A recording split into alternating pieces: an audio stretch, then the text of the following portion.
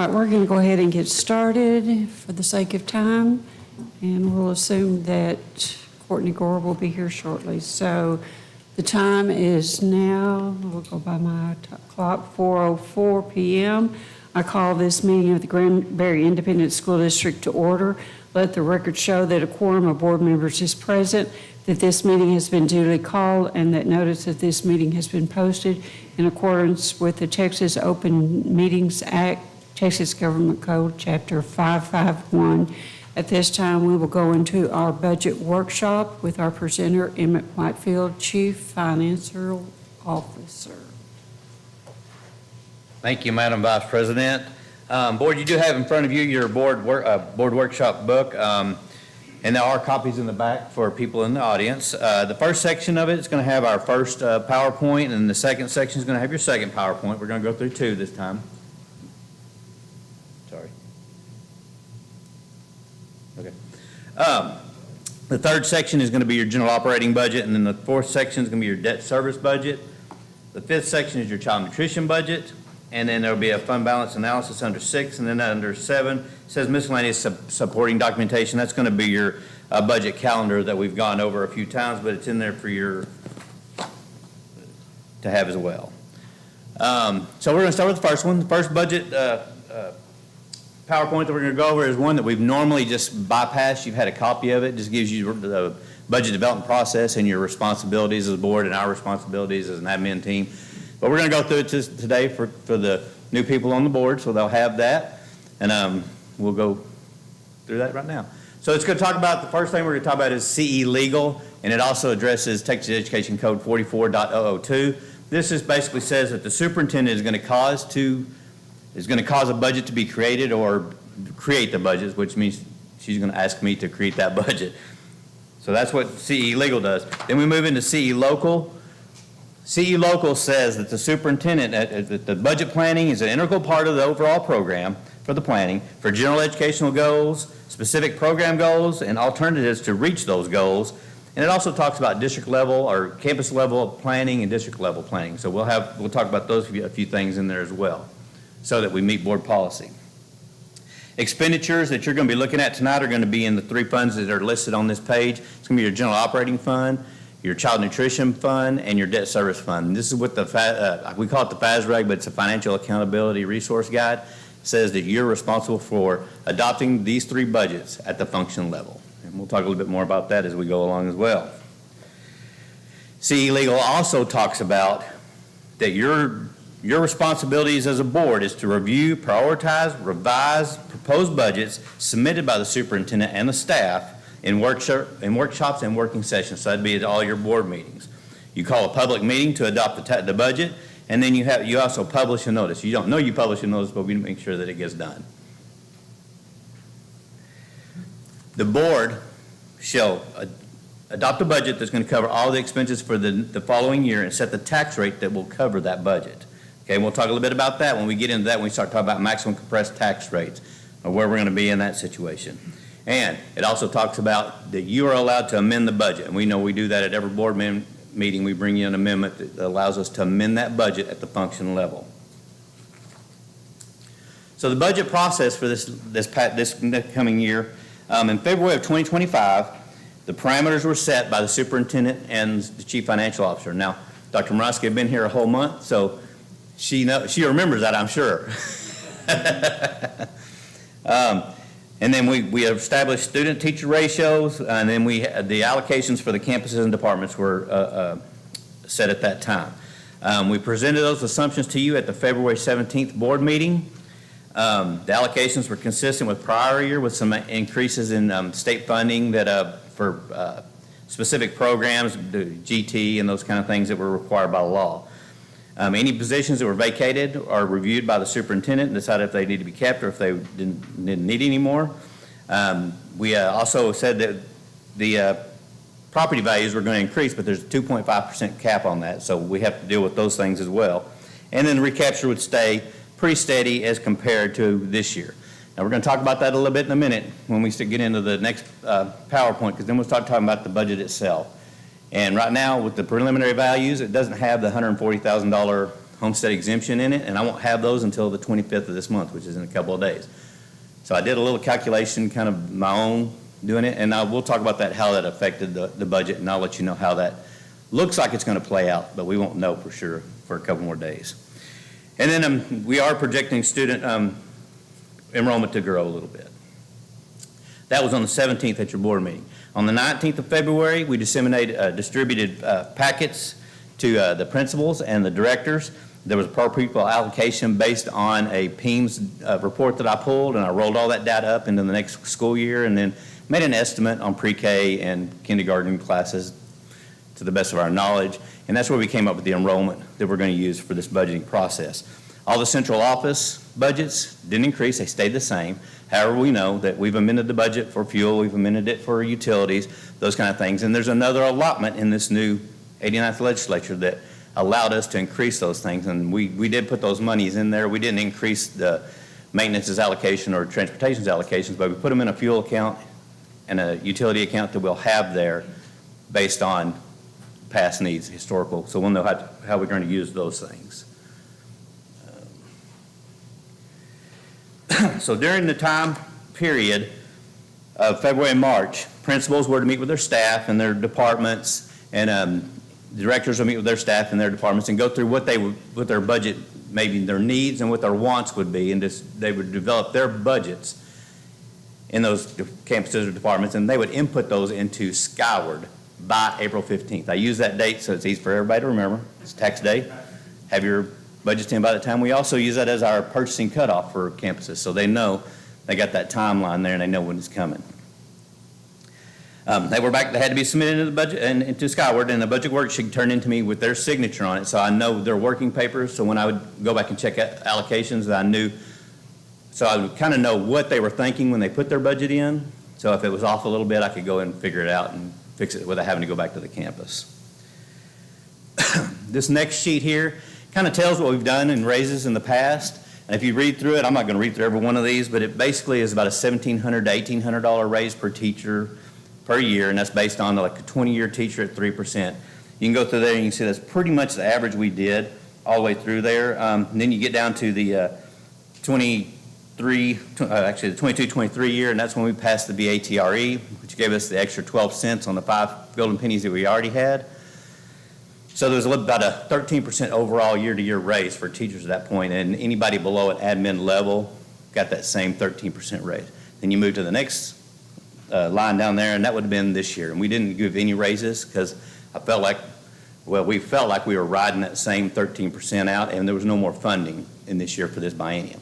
Now, the new biennium, we're going to get some more funding, and we'll talk about that in the next slideshow about how those things are going to be done. And it's down here in this last section. It talks about HB2 and the statutory raises, and we'll talk about that a little bit. Teachers are going to get, based on our enrollment, they're going to get for a 0 to 2 year teacher. The state did not allocate any funds, but in the budget that you're going to see, and then also later on in the compensation package, you're going to see that the 0 to 2 year teacher got about a $1,000 raise in that category.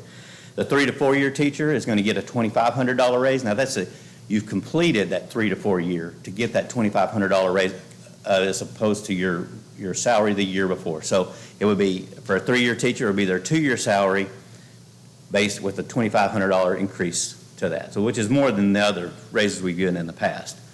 5 year plus gets $5,000. And that's a statutory requirement that we had on that. We also have, they call it the, I'm going to mess it up before I say it. There were raises given for non-teachers for anybody that was not a campus administrator or a central office administrator. So there's a little bit of money in there, and that's what that 3% is going to come up with. And it came out to, I want to say, we did the numbers, about $250,000 that we were receiving from the state, and the raises for our clerical and professional and our auxiliary cost us around $400,000. So we split all that money up. Those are about what we predicted, yeah. So you can see in those raises, that's kind of a historical page there to kind of tell you what we've done and what we're going to be presenting to you in this budget, and then we'll go into that in a little bit more depth during the meeting tonight. Revenue projections were reviewed with preliminary tax values that we received in April. We use a current collection rate of 99% and a student growth of 2%, which is about 164 students, just for our budgeting purposes. And then we're always looking for different revenue sources, and we are going to be a Chapter 49 status district again, which means we pay recapture.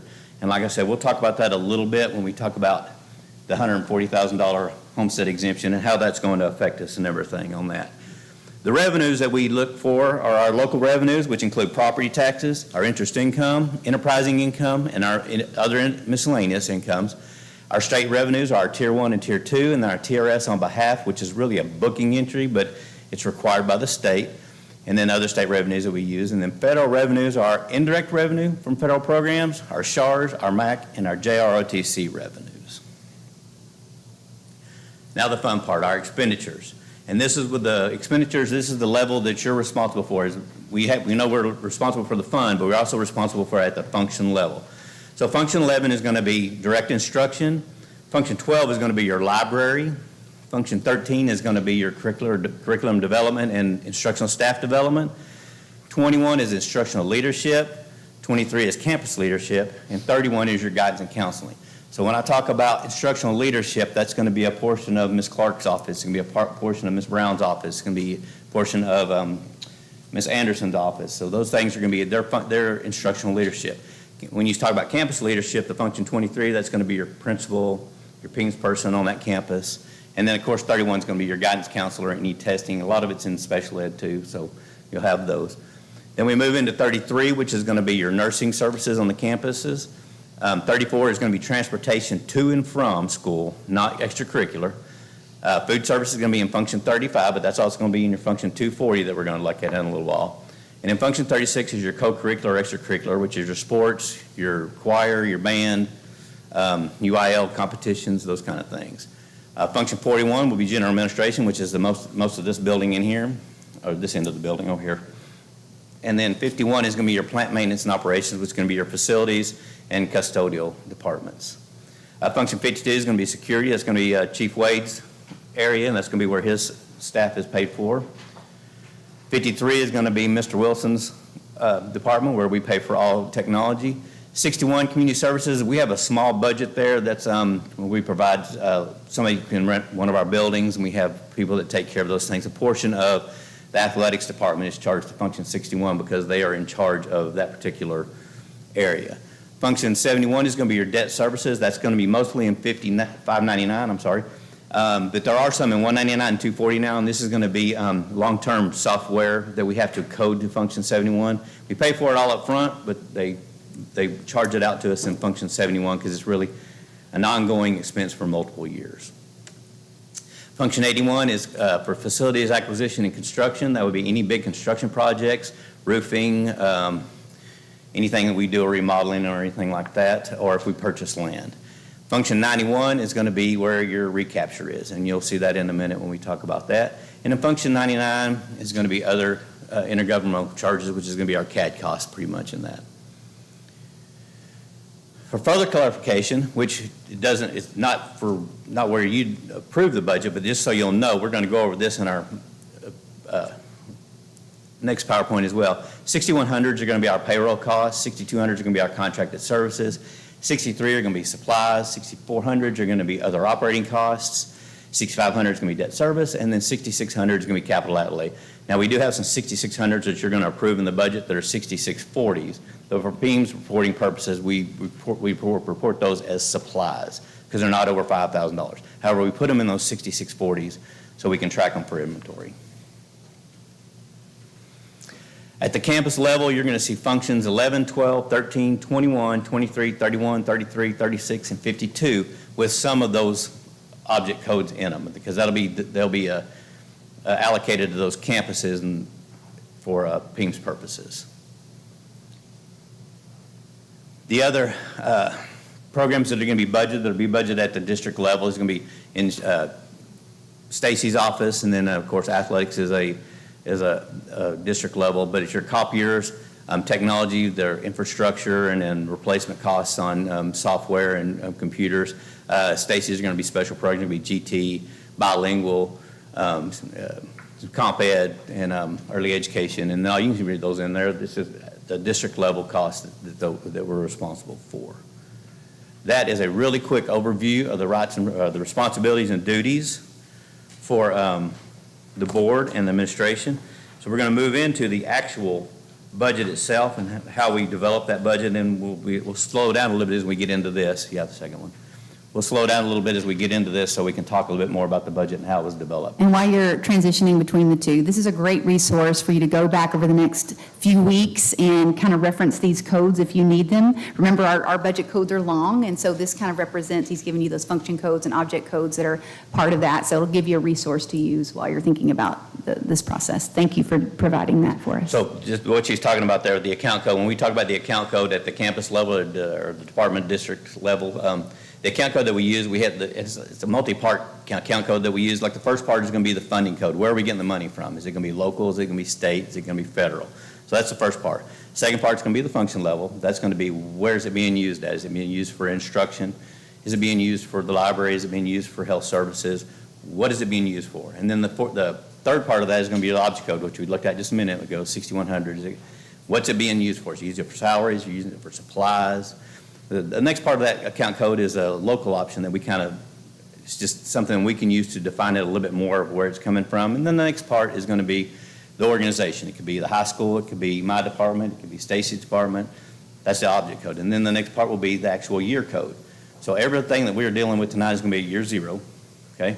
Then the PIC code, that's going to be the population that you're serving. Is it going to be a state comp ed population? Is it going to be ESL population? Is it regular ed population? And then the last one is another local option that we can have to define it even further down. So that's the account code she's talking about when she said that. So the budget development process, I told you that I took a PEAMS report and I rolled that all up into the different grade levels to show where we're at, where we think we're going to be when we start the year. And we'll have to have that all in order by October, I believe it's 26 this year, a snapshot date, somewhere in there. This is historical enrollment. It's historical year-end enrollment, or year beginning enrollment, year-end enrollment, and then the ADA for that year. And it all goes back to 2022. There's just a slight increase. It kind of leveled off in the middle there, but we still have a slight increase happening at about 2%, which is about 164 students. This budget is based on 8,031 students. Oh, and then the ADA on that will be about 7549. That's going to be about 94% is what I calculated on, because that's what Ms. Clark says that she's going to get me, 94%. So that's what we're going to shoot for. The campus budgets, when they had their allocations sent to them, they also had these per pupil allocations sent to them. A little higher than they were last year at the high school and middle school because we took band back into those campuses. At one point, band wanted its own allocation. They no longer want that. They want it rolled back into those, so we put that allocation back into those campuses. High school is going to get $158 per student. The middle schools will get $123 per student, and then, of course, the elementary schools will get $98 per student. The department allocations totaled up to $6.4 million. The state program allocations that we were talking about a while ago, the GT, the state comp ed, and those things, totaled to $2.1 million. This budget does not include any new initiatives. That's not saying that we don't have some needs and wants that we want to do, but we're not sure where we're going to place those in there right now, so we're not putting those in this budget. TEA recapture is going to be allocated at about $3.9 million. Now, here's where I want to stop a little bit and talk about this, because I did my own little calculation with the homestead exemption. This budget that I'm going to present to you tonight, and we'll get into it a little bit more, it's going to be about $96 million. And that's about $2.6 million more than it was last year. The majority of that is going to be teacher retention allocation and the other allocations, and we'll go through those and I'll kind of give you those numbers a little bit too.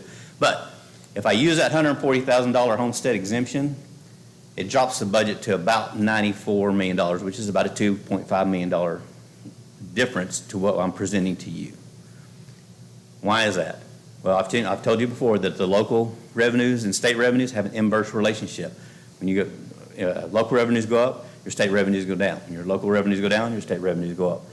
That's going to be the issue. So how do they do that? Well, they reduce the funding a little bit, but they also reduce recaptures. They reduce, whenever I use that calculation that I did, it reduced my recapture down to about $1.4 million. So again, that's not a great number. It's not a number I want to hang my hat on, but it was just my calculation that I did, but using that $140,000 exemption. And then The last part of this is the tax appraisal collection allocations are $1.8 and $270,000. The 1.8 is the actual appraisal, and then the 270 is what it costs for the collections.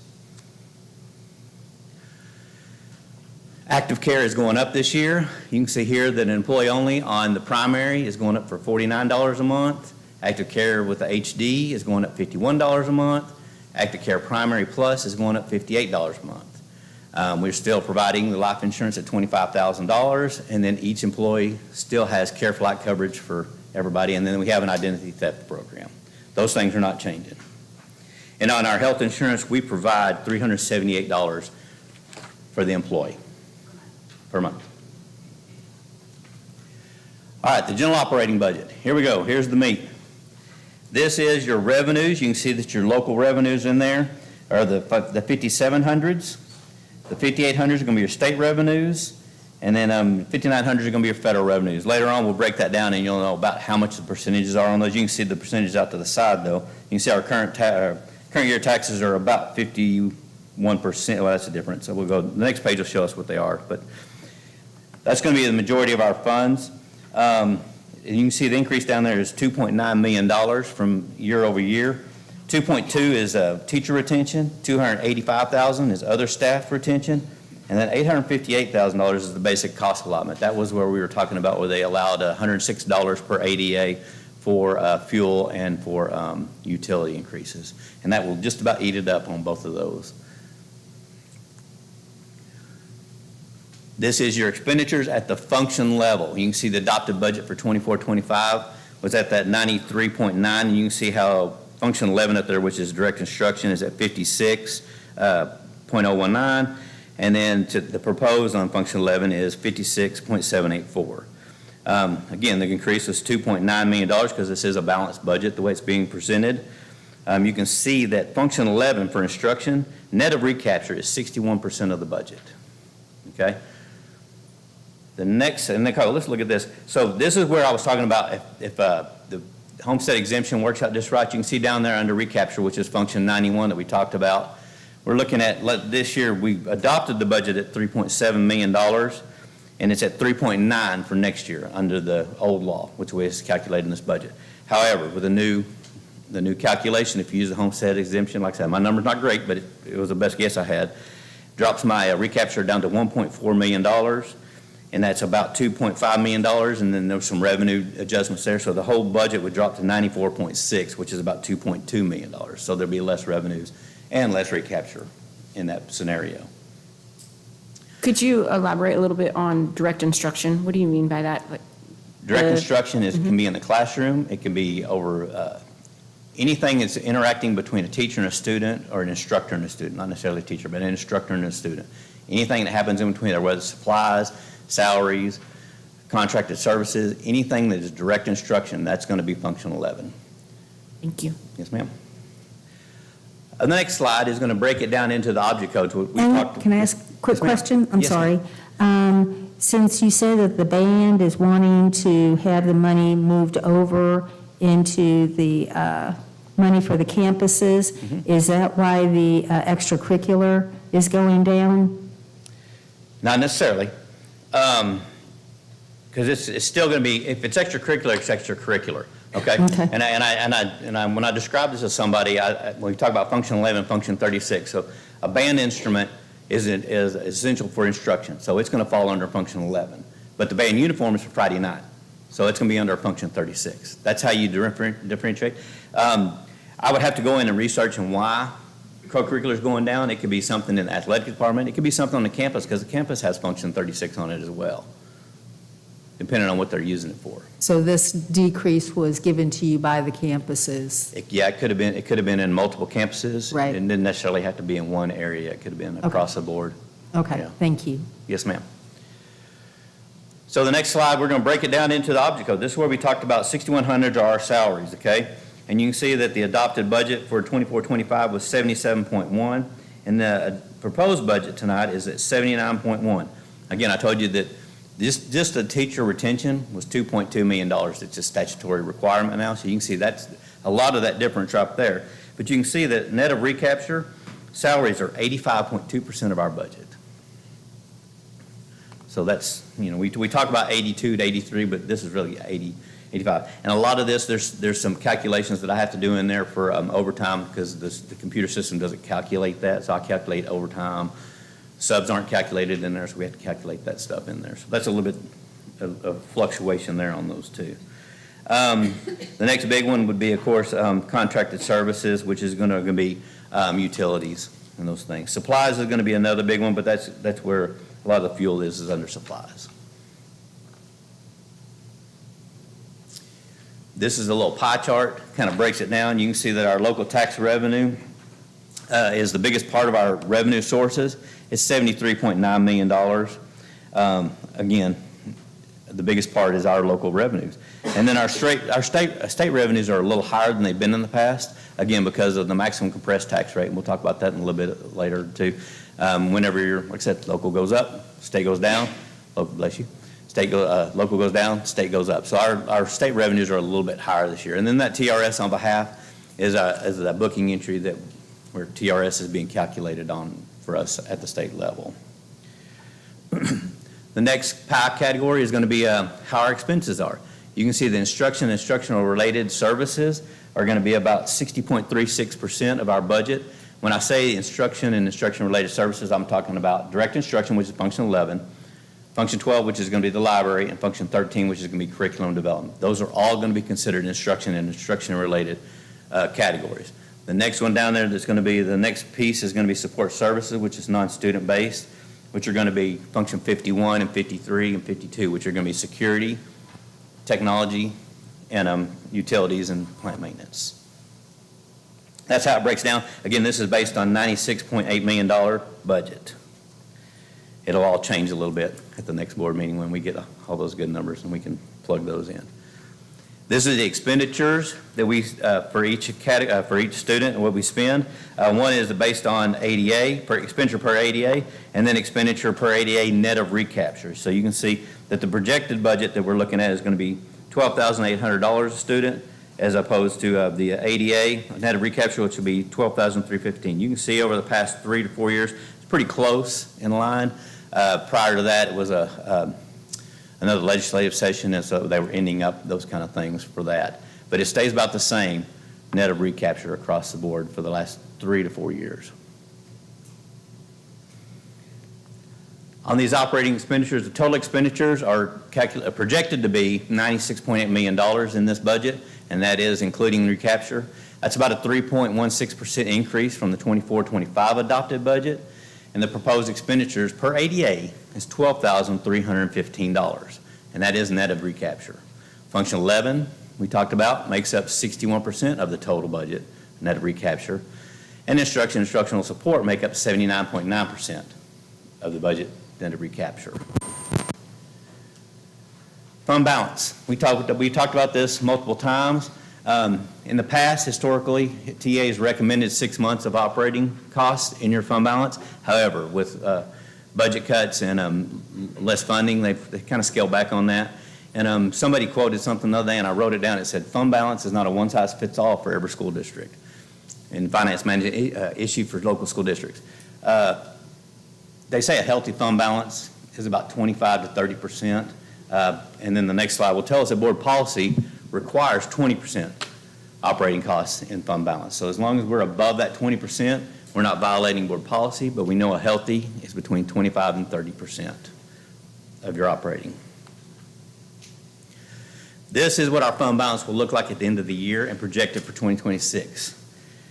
That is a huge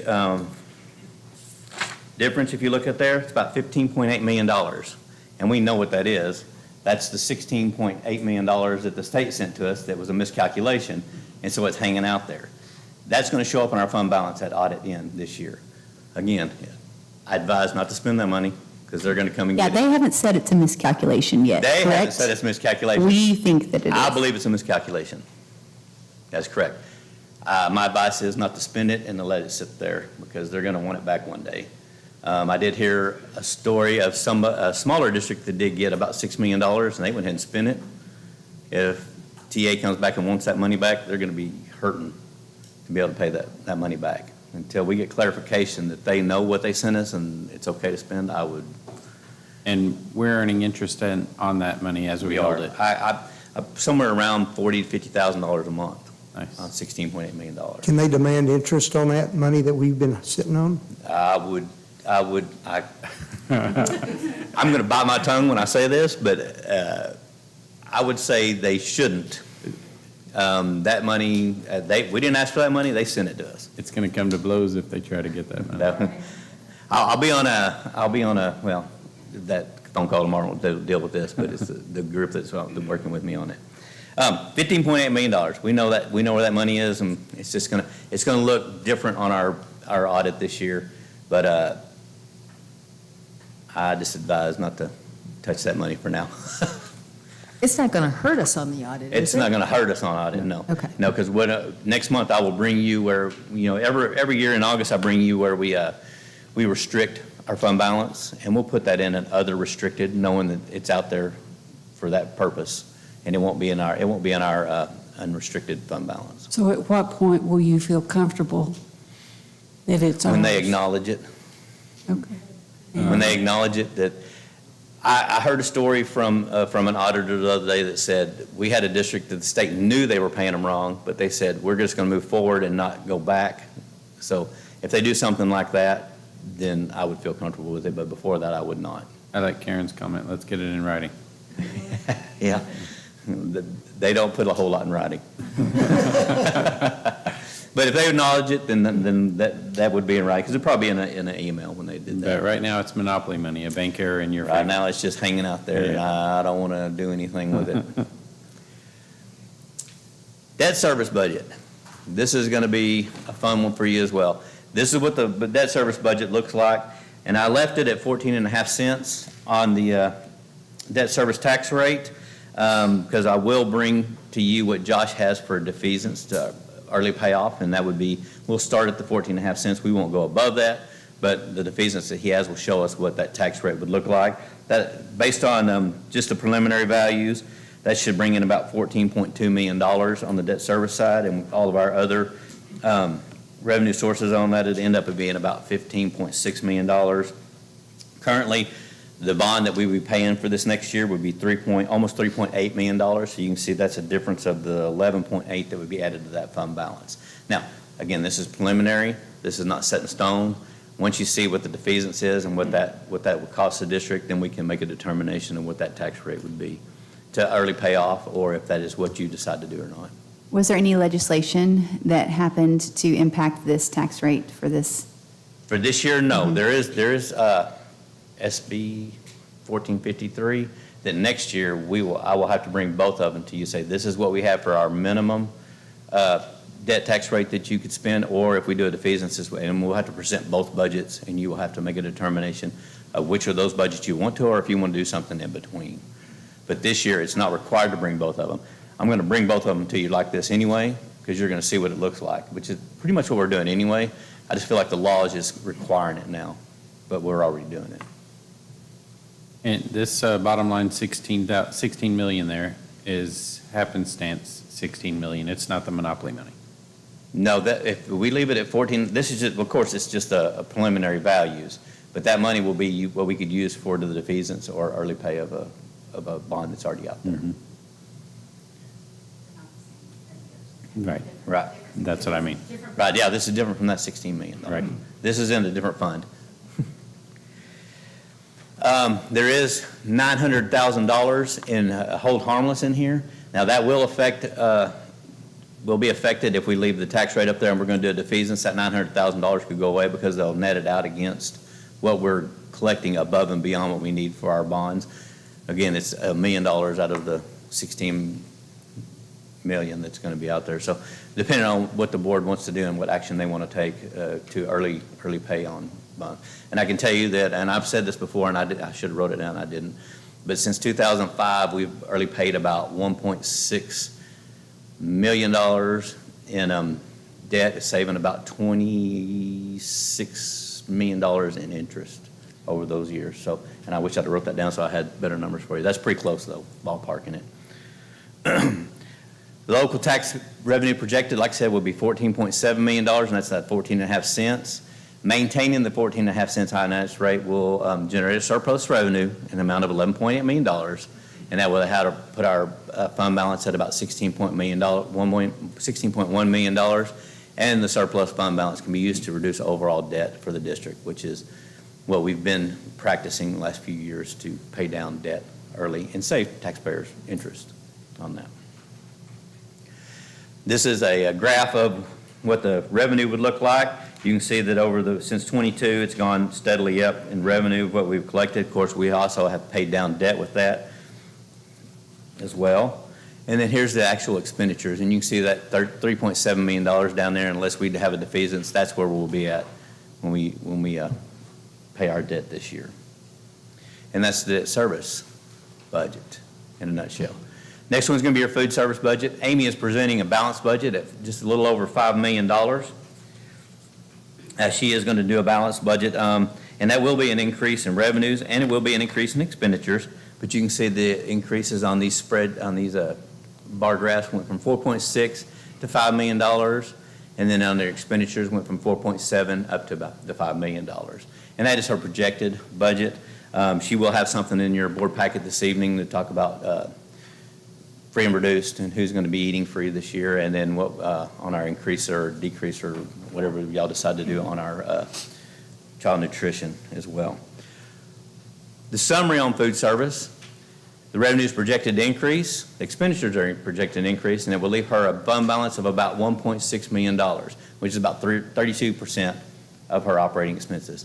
Now, we always talk about being about 30% on hers, but TDA about a year ago bumped hers to 6 months operating, so she could have that much, because there was a place with COVID ending and everything that we were having a hard time getting it spent down, and they said, okay, we're going to allow her to do this. So that's where she's coming from on her expenditures and how she brings those down just a little bit. Next, we're going to talk about tax rates, and this is where we're going to talk about the maximum compressed tax rate a little bit. And you can see on the bar graph there how it's steadily gone down, and that's due to the maximum compressed tax rate. And we've talked about this in the past. We're at a situation where we're a property wealthy district. That tax rate is pretty much going to be set for us. When I turn in my local property value study here after we get certified values, they're going to put that in their system, and they're going to do that calculation. And I kind of showed you that at the June meeting on our preliminary, how they calculate that. When they put that in there, they're going to have a floor and a ceiling of what the tax rate can be. And we're going to be at the floor because our local calculation will actually put us below that floor. But as we know, no district can be out of 90% out of range of any other district, so we'll be at that floor. And that floor will be added into that 7389, which that 7389 does include the 17 cents where we passed the VAT already and got those extra 12 cents, so on top of the 5 golden pennies that we already had. Those are the additional 3 golden pennies and then the 9 copper pennies that we got on that VAT. So if it doesn't change by August 5th, our tax rate would be 88.39%, or 88.39 cents. And that'll be down from 93.19 cents this year. We do calculate on 99% collection rate. The Hood County Appraisal District likes to calculate on 98%, I think, but we calculate on 99% because of penalties and interest that we get in on those things. And it works out better because we get closer with 99% than the 98%.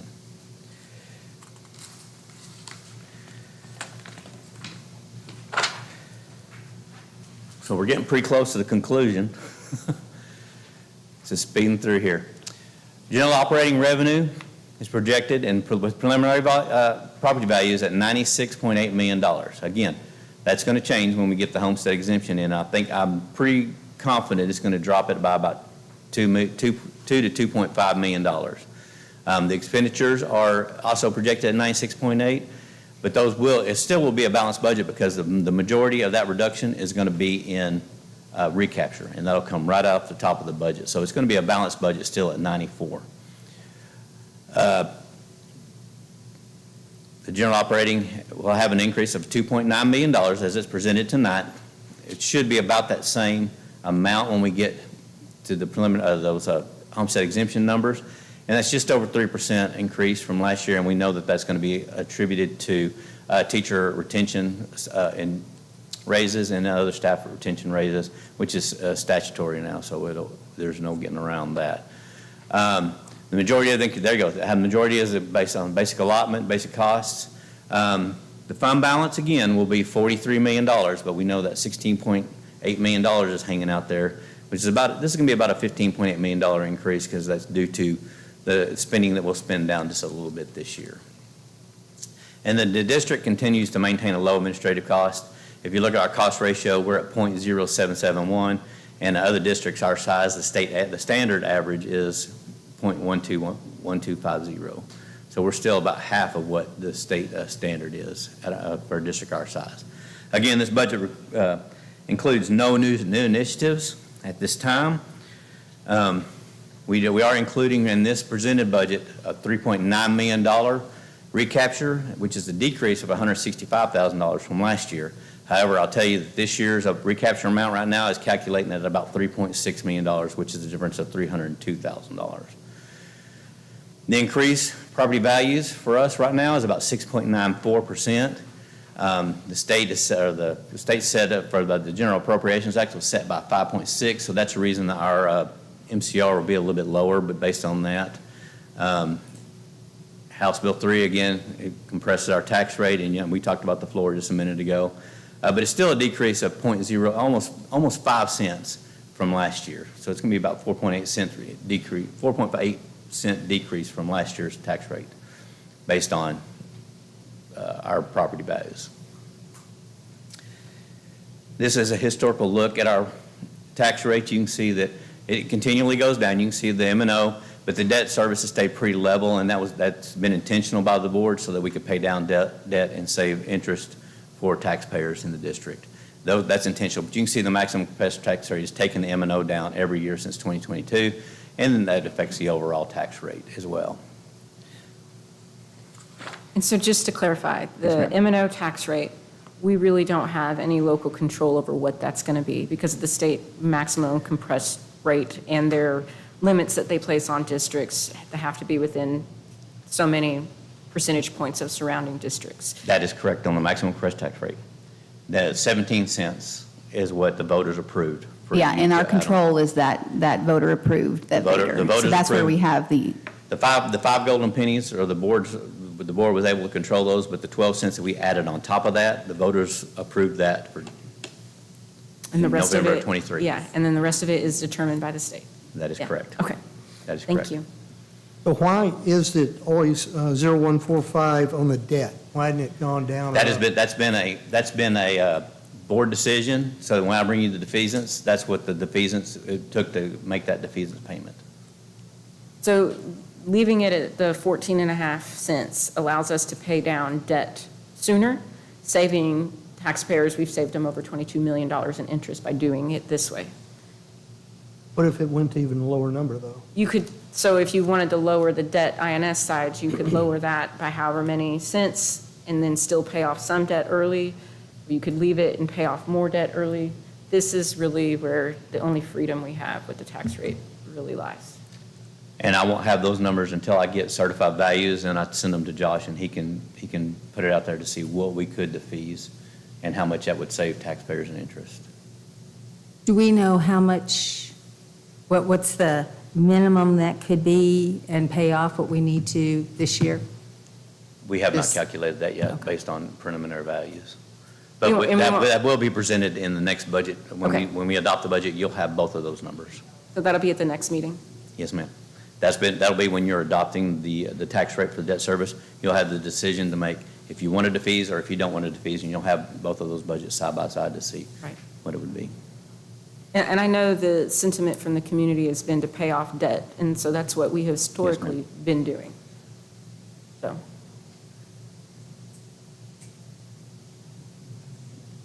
we can't pay more. That tax rate can't be more than what it is. That takes voter approval. So the 14.5 cents on the debt side that is the most that it can be, unless voters approve another bond election to raise that rate.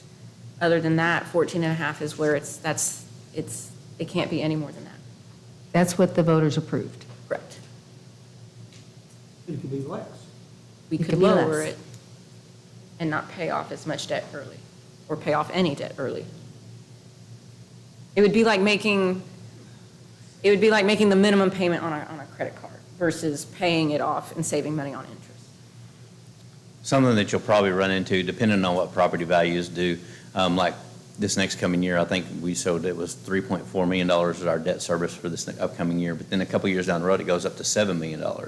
So depending on what our property values do, you could have a fluctuating INS rate instead of having a steady INS rate. Now, that's not guaranteed, but that's what it would look like if you looked at our bond payment book, it looks like it would fluctuate a little bit on that. Now, that's not guaranteed because property values are going to increase as well.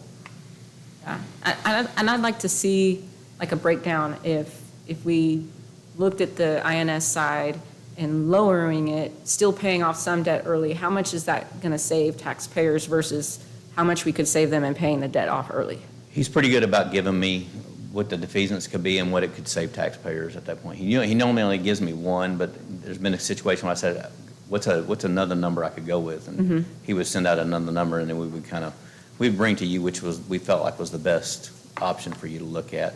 But always saying this is what our minimum is, which is what 1453 will do next year. We'll have to show both as well. But we've already kind of been doing that, so it's not a big change for us. I just want to ensure we're being good stewards of the taxpayer dollars and saving them as much money as we can, whichever way we go to do that. Yes, ma'am. The budget presentation conclusion, continuing on. Child nutrition will adopt a balanced budget, making projected fund balance $1.6 million at August 31st. Going to the debt service would be $11.8 million increase, and then that would leave us about $16.1 million at August 31st. And just like we've been talking about, that could be used to defease existing debt out there to go lower. Thanks to all the principals and directors and the finance staff for their help, and I'll be glad to answer any more questions that you might have.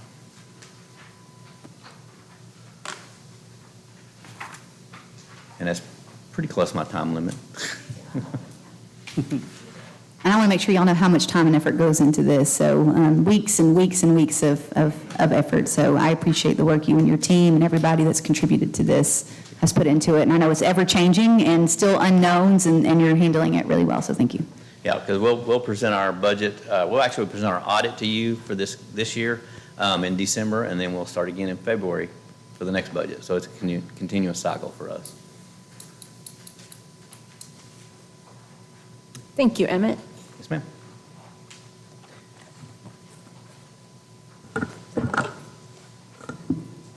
Okay, so that closes out the budget workshop. The time is now 4:57. Sorry, 4:53.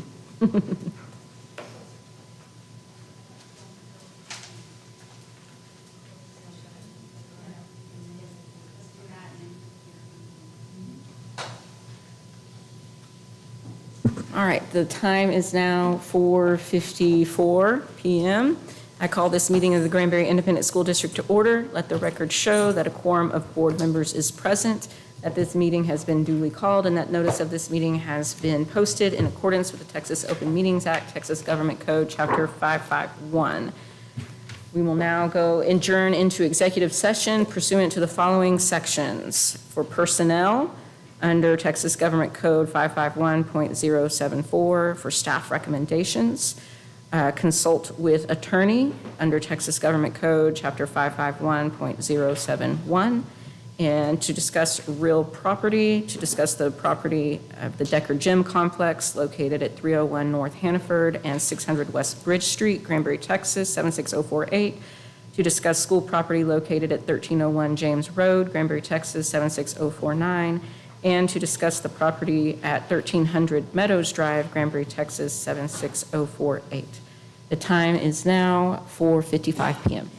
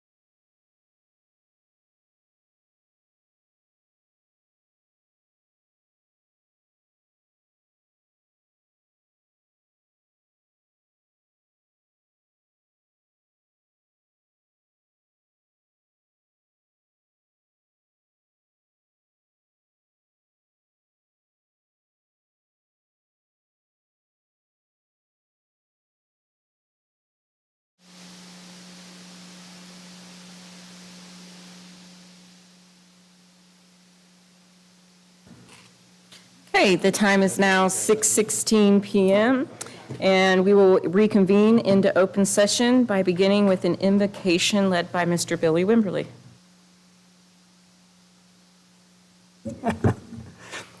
Join me in prayer, please. Lord, thank you for this day. Thank you for the many blessings that you've given us this day. We thank you for this gathering of trustees and citizens to discuss the business of our school district. Pray that you'll help us make good decisions. In Christ's name, amen.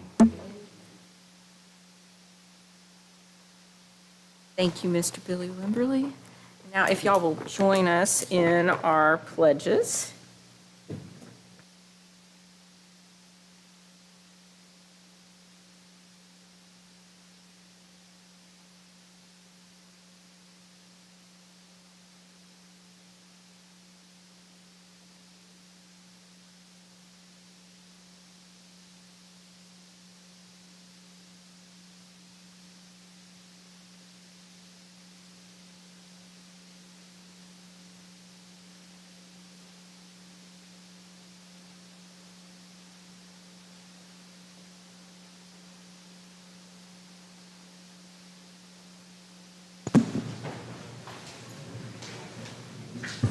Okay, first things first, we have our achievement spotlight for Lemonade Day.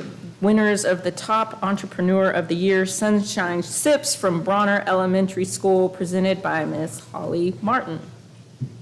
All right, just want to make sure y'all can hear me. Good evening, Dr. Morosky and Board of Trustees. Thank you for the opportunity to be here tonight. I'm Holly Martin, President and CEO of the Granbury Chamber of Commerce, and I'm honored to get to share a special achievement spotlight with you. So this spring, the Chamber partnered once again with Granbury ISD for our third annual Lemonade Day, and what an incredible success it was. We had 94 stands across the map representing every elementary campus. And together, these young entrepreneurs brought in an estimated amount of $36,131 in total earnings, with $28,004 in net profit in just a 4-hour period. That's real money made by real students, and more importantly, real life skills learned along the way. So tonight, I'm proud to recognize our top overall entrepreneur award winner from all 5 campuses, Sunshine Sips from Bronner Elementary. This outstanding team earned a net profit of $2,272. And they did it with creativity, teamwork, and a business plan that impressed all of us. So Sunshine Sips, I can only imagine how you had to say that all day long, right? I love that name though. Sunshine Sips is just one example of the impact that this program is making. We continue to hear how students are talking about how they learn how to budget, save, invest, all while building confidence and communication skills. And none of this would be possible without Granbury ISD. So your partnership, first of all, means everything.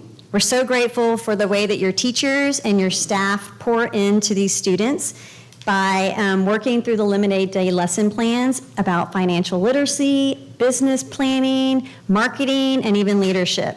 It's really amazing to watch the students bring their ideas to life on Lemonade Day.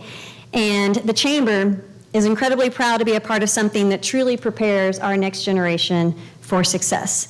We also want to thank our community and local businesses who continue to support and invest in this program. The way Granbury shows up for its kids is nothing short of inspiring. So to Sunshine Sips, not all 4 of the team is here, but we do have Miss Ellie Avalos. She is present to get her certificate, so we want to say congratulations. The other 3 students that are not with us tonight is Mila Bradier. Did I say that correctly? Thank you. Kira Englishby, and then Brady Hinton. So we're just so proud of them. And also to Granbury ISD, thank you for being such an amazing partner in building these young leaders. So let's go take a picture. Thank you. Congratulations. And if we have any parents or family in the audience, could you please stand and be recognized?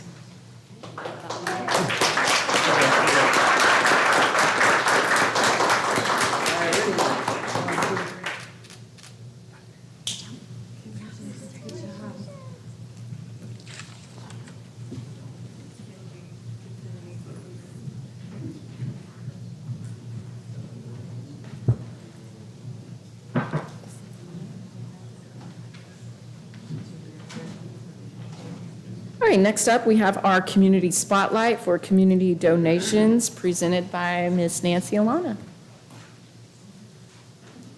All right, we always want to recognize those in our community who are very generous and provide donations for our school district. And for this month, we have donations from Granbury High School Basketball Booster Club to the Boys Basketball Campus Activity Account for locker room renovations in the amount of $2,483.96. We have donations from the Granbury Optimist Club to the GHS Children's Charity Fund for lunches in the amount of $123. And we have donations from the Granbury Art Alliance to the GMS Campus Activity Fund for a mural painting in the amount of $300. So our total donations from the community for this past month were $2,906.96. We want to thank each one of these people, or groups that provided donations, and thank every one of the individuals who provided the help for these groups to provide this, and we encourage every organization and individuals to provide donations in the future. Thank you very much.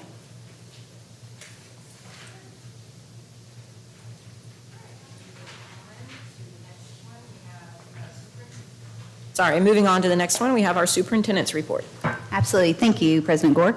I have some exciting news, of course. We just opened up the candidate packet pickup for our next round of voting for school board trustees. And so if you are interested in becoming part of this awesome team up here, you may pick up your application at the front office here during business hours from July 19th, which is already passed, through August 18th. They must be submitted here by August 18th. If you pick up the packet, there's some information in there about what's required, and of course, we're here to answer questions if anyone is interested in running.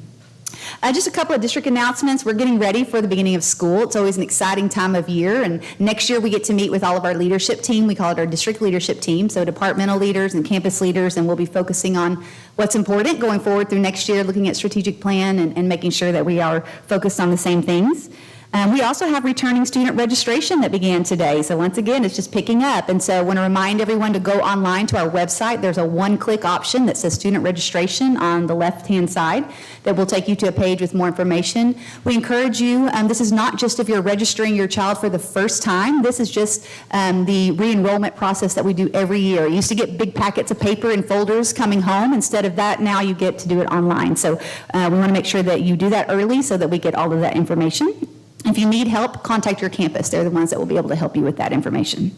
Legislative updates will be happening. We have some discussions going on today, but over the next few months, we'll be getting more information for policies that need to be developed and handbooks and all of those things. I want to thank the community and our staff for responding. We've put out a couple of one-question surveys and are grateful to get the response that we did.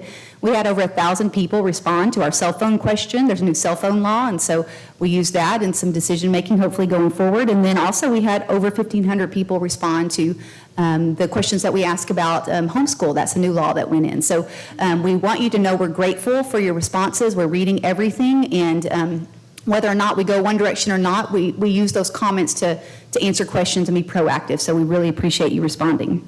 Some great news. The athletic department announces that 2025 Granbury Pirate football season tickets are available for online today through August 3rd. You'll go to granburypirates.com for more information, and also the gold cards will soon be available for 55-plus Granbury Pirate fans.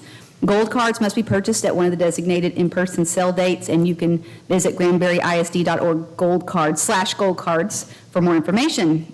And last thing is we have our big convocation where we invite all of our staff members to come and celebrate the beginning of school on August 13th. And so it's a unique opportunity to connect with staff members. If you would like to become a sponsor or register for a vendor booth, email convocation@granburyisd.org. And that is my superintendent update. Thank you. Thank you, Dr. Morosky.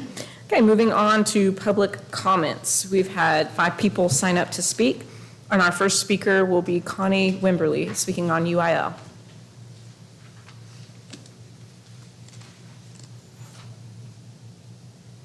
Go ahead. Thank you for your time and your service. I do appreciate it. Granbury is a district of innovation and doing what is in the best interest of the students and the teachers. Allowing homeschoolers into UIL may be one of those great opportunities to let students and teachers shine. This will only work if the teachers buy in. They will be the ones putting in the extra time, effort, and commitment. I suggest giving the homeschool stipend to the department and the teacher working directly with that student, compensating them for their extra workload. How can this help Granbury students? UIL is competitive. You try out for the team, you work together as a team, and you make each other the best of oneself and the team.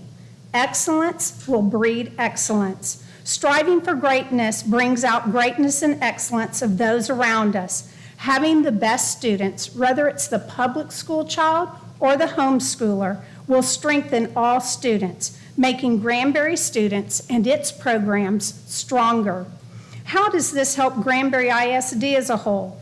It's a way to bring in our community and welcome homeschoolers, opening doors of opportunity for the students gifted in an area, such as those students that participate at the Opera House group, swimmers from the SEALs, academically advanced students, and athletes. I don't know why a child is homeschooled, but it's ultimately a parent's responsibility to see that their child's needs are met, and homeschooling may be necessary for that child. A child shouldn't be penalized because a parent is doing what is in their best interest. Maybe a child is training to be an Olympic hopeful, or they're academically advanced, or they were bullied and had to leave for medical reasons. We need to remember why we are here. We're here for the betterment of all students. Your vision statement states, quote, Granbury ISD inspires excellence and empowers all students to be future-ready and positive contributors to their community. Your mission statement states, and I will quote it, in partnership with our students, staff, families, and community, Granbury ISD is committed to empower all students, all learners to achieve academic excellence. You now have a great opportunity to be that person or board that opens its doors to the community and all learners. To achieve excellence, we need to change our attitude and raise the standards for everybody. Thank you once again for your service, your time, your commitment. I support your decision. Thank you, Mrs. Wimberly.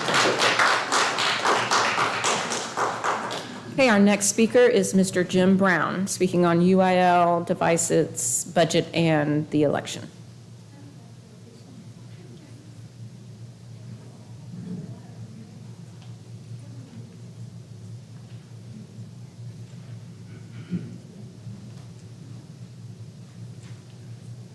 Hello, Board. Thank you, Ms. Wimberly.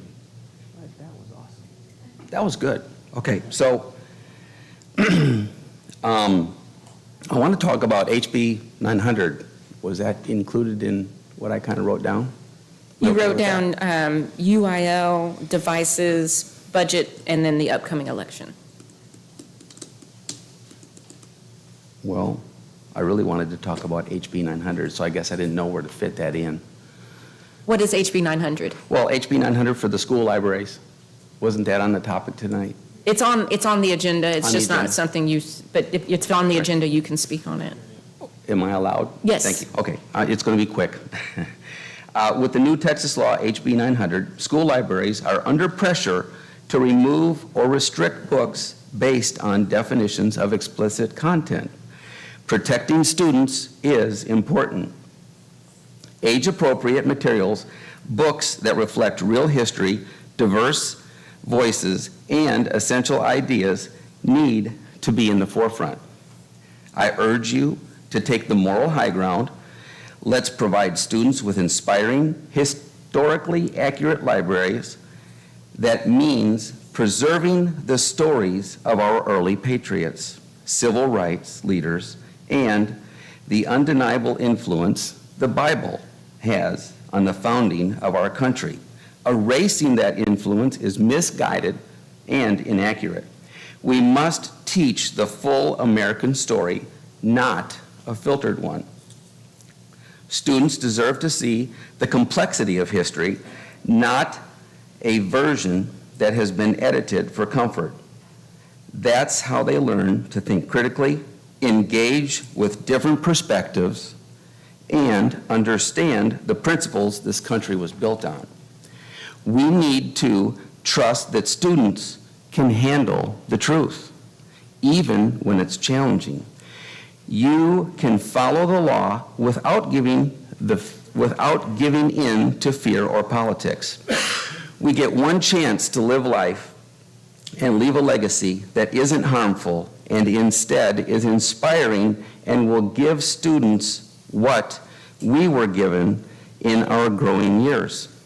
Students and parents may not call in and complain, but that does not mean that there's not a problem. My bigger concern is the mentality behind allowing sexually explicit books in the school libraries. It takes a law to get them out. Charlotte Mason believed children should read beautiful, thoughtful, and well-crafted books that challenge their minds and stir their hearts. Thank you. Thank you, Mr. Brown. Our next speaker is Mrs. Monica Brown, speaking on Decker Gym, library books, and the trustee election.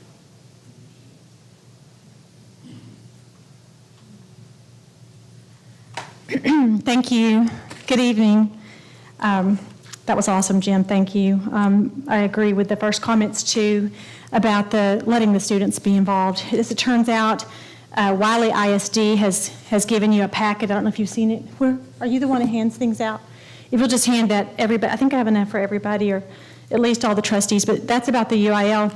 In case you haven't seen it, there's a video, there's an explanation, and there's forms, and like you said, there's $1,500 per student per activity to help pay for these students to participate. Let's see. Here's some thoughts on the Decker Gym. This is from a concerned citizen. It says the Decker Gym should be sold and those funds should be used for other needs for the district. If there are no other needs, then you need to stop asking for bonds and other increases in revenue. If you can afford to donate buildings, then you must have way too much money in tax revenue. And this is from an actual multimillionaire business owner. You'll say it's not fair. We say you keep asking for bonds, for money, you don't have enough space, you don't have enough room, the next thing we know, you're giving away buildings, like more than one. So anyway, if it needs a lot of maintenance, then let's dip into that $16 million that you got that you were surprised about. Dip into that, fix it, make it a historical building for Granbury, for use of Hood County, get a vision that comes from GISD for the entire community and restore it back to the way it was. That's awesome. What an awesome place it was, but it's not to be given to a nonprofit, any nonprofit. There's way too many issues doing that. Also, the person who is leading that program has spoken to citizens and has invited them to come into the building with the caveat, you be here, we get to use your equipment, so we can allow Adrienne Martin, the leader of the Democratic Party, to speak her mind on the health and social issues around here. Socialism, okay, not the values of conservative Granbury. So I'm sorry to say that, but that is the fact. It's going to be an incubator of nonprofits, and not all of them are lining up with the values of this community in the voting bloc. Okay, so much corruption in Granbury. This person's coming to realize it's more severe than they dreamed. The school district has been corrupt. So I just want you to say, you just can't take our money as taxpayers and then just go do whatever you want with it. You can't. I mean, you might get away with it. You already did it. You let them in. They invited more in, and now it's kind of embarrassing to get them out. But I'm saying they need to be out, and that building needs to be used a different way, or you need to do the honorable thing and sell it, just like YMCA. So that's how I feel about that. I was going to speak on elections for trustees. I think that's great. Can't wait to see who's running. We're looking for people who will make the reading scores rise. Look at education out there. You can so easily find out what's working and make it happen here.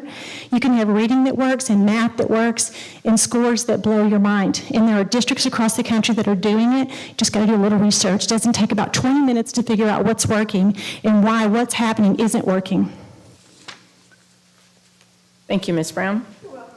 Our next speaker is Ms. Cindy Leatherman, speaking on UIL.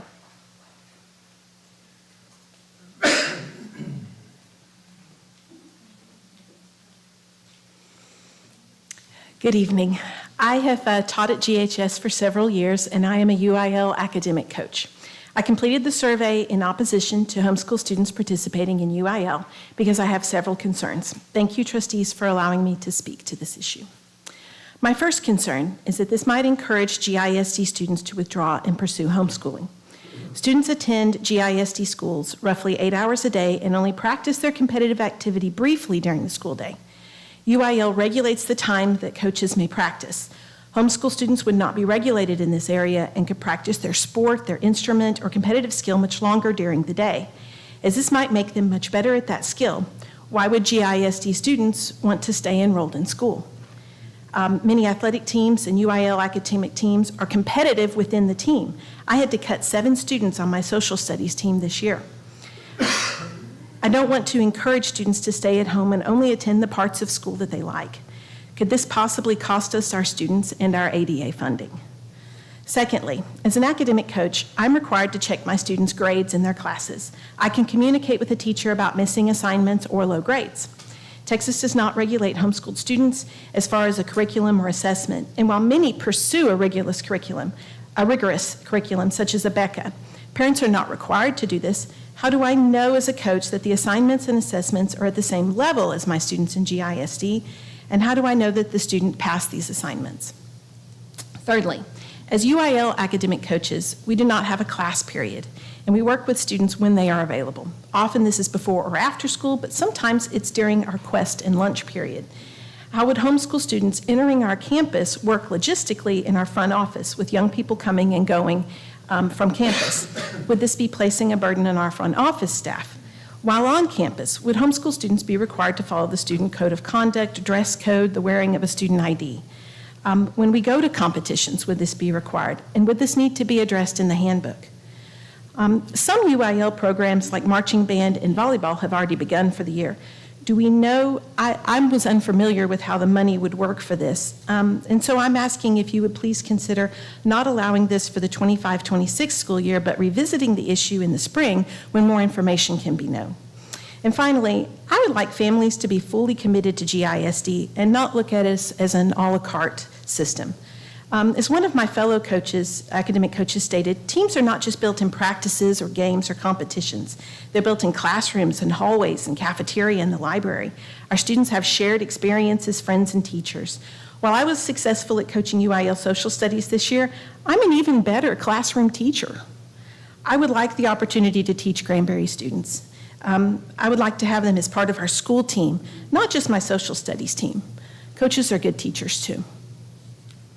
Thank you. Thank you, Ms. Leatherman. And then our last speaker for the night is Shannon Wolf, speaking on Decker Gym and United Way.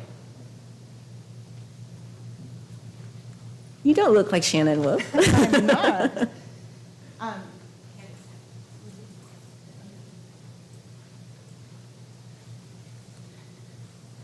Hi, my name is Jessica Wark, and Dr. Wolf has asked me to read her comments. She couldn't be here tonight. These are comments by Shannon Wolf, July 21st, 2025. Good evening, trustees. I couldn't be here in person this evening as I'm out of state testifying in a human trafficking case involving a child. Thank you for allowing my comments to be read. The Decker Gym is a landmark in Hood County, and I have long hoped that it would again be used in the ISD in some capacity. The gym is owned by the school and therefore by Hood County citizens, and this board is the caretaker of the gym. I realize that the gym is in great disrepair and GISD does not have the funds to renovate it. Still, it is eligible for a historic site designation. Gifting the gym to the United Way is very generous. I can't help but remember that this board has repeatedly attempted to pass multi-million-dollar bonds over the past few years and now wants to give property away. One must ask why. Why the United Way? 48% of all revenue funds received are given to employees, 37% is given to organizations outside of the U.S., 5% is given to organizations within the U.S. Why the United Way in Hood County? Is it because Trustee Courtney Gore is a board member of the United Way in Hood County? Is it because Ms. Gore is a personal friend of Crystal Moore? What other nonprofits in our community have been approached as a possible recipient of this gym? And as a side note, there is much... Ms. Wark? Yes. Can you pause the time for just a second? if there's a personal complaint that she has against a specific person or board member, there's a process for her to fill that out, but not like this. But if there's something that she does have an issue with, we have a process for her to be able to address that issue. But to publicly call people out by name, like people in the audience. Okay, I'm just reading what she wrote, so what do you want You me can to do? skip the parts that has Yeah. specific names in them. If she's Okay. calling any specific people out, just skip the names. Okay, let me read ahead just a little bit. Okay.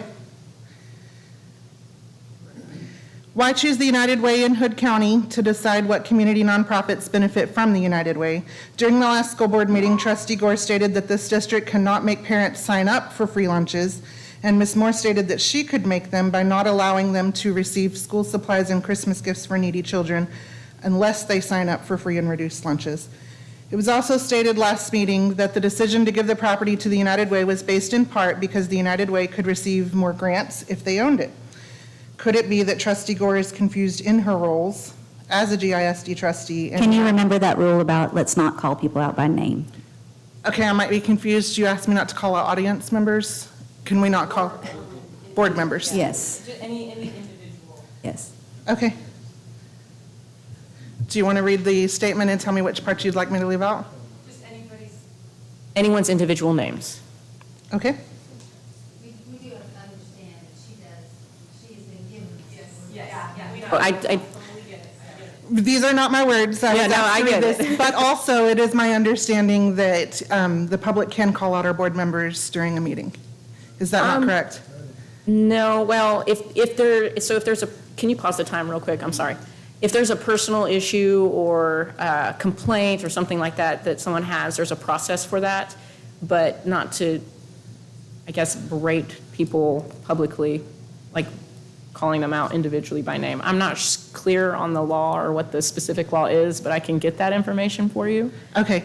I would just be curious personally. This isn't my statement, but I would Right. be curious. No, I totally Because it get is my understanding that if we have an issue with a board member, we bring it publicly here and we can use your name.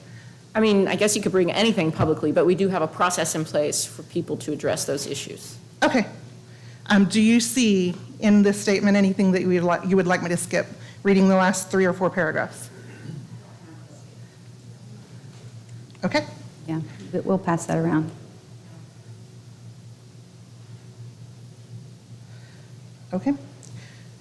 Could it be that we have a trustee that is confused in her roles as a GISD trustee and a United Way board member? This is a conflict of interest at best. A local businessman spoke with the United Way about locating his business at the gym, and the United Way stated that they would be accepted, but only if that businessman promoted the local Democrat Party and mentioned the local Democrat chairperson by name. Why on earth would taxpayers give property to someone who will use the property to promote a political party? This whole deal has a plethora of unethical and undertones and sets a dangerous precedent for future land decisions. Thank you, Ms. Work.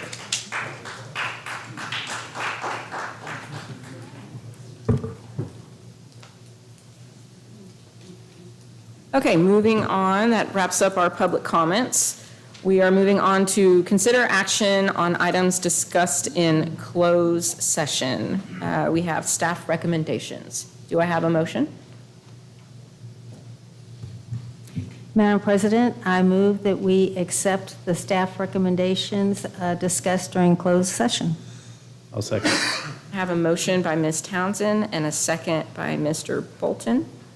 Any further discussion? All right, hearing none, all in favor, raise your hand. Let the record show that is 7-4-0 against. All right, next, did you want to speak to? Yes, so we did discuss some properties in closed session, and one of the things that came up was the Decker Gym, and we are not ready to take any action on that. We have several questions that we still want answered, and we've got a list of those. We want to be good stewards of the taxpayer money, and so some more questions to be answered before we take action on that particular property. And other properties, we are also just still thinking through and talking through, no action to be taken on any of the properties. Oh, yes, there was. Yes, we need to approve that one. And then, so next one would be to consider the action on the property that we discussed. The James Road? The James Road? No. No. Action. The Meadows Drive property. It is, yep, the 1300 Meadows Drive, Granbury, Texas, 76048. Do I have a motion? That was for the zoning. Okay.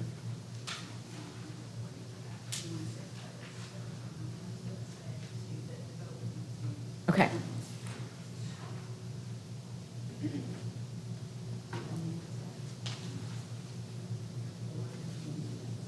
Right, so if there's a motion, it would be for amending from low-density residential to high-density residential and zone, yep.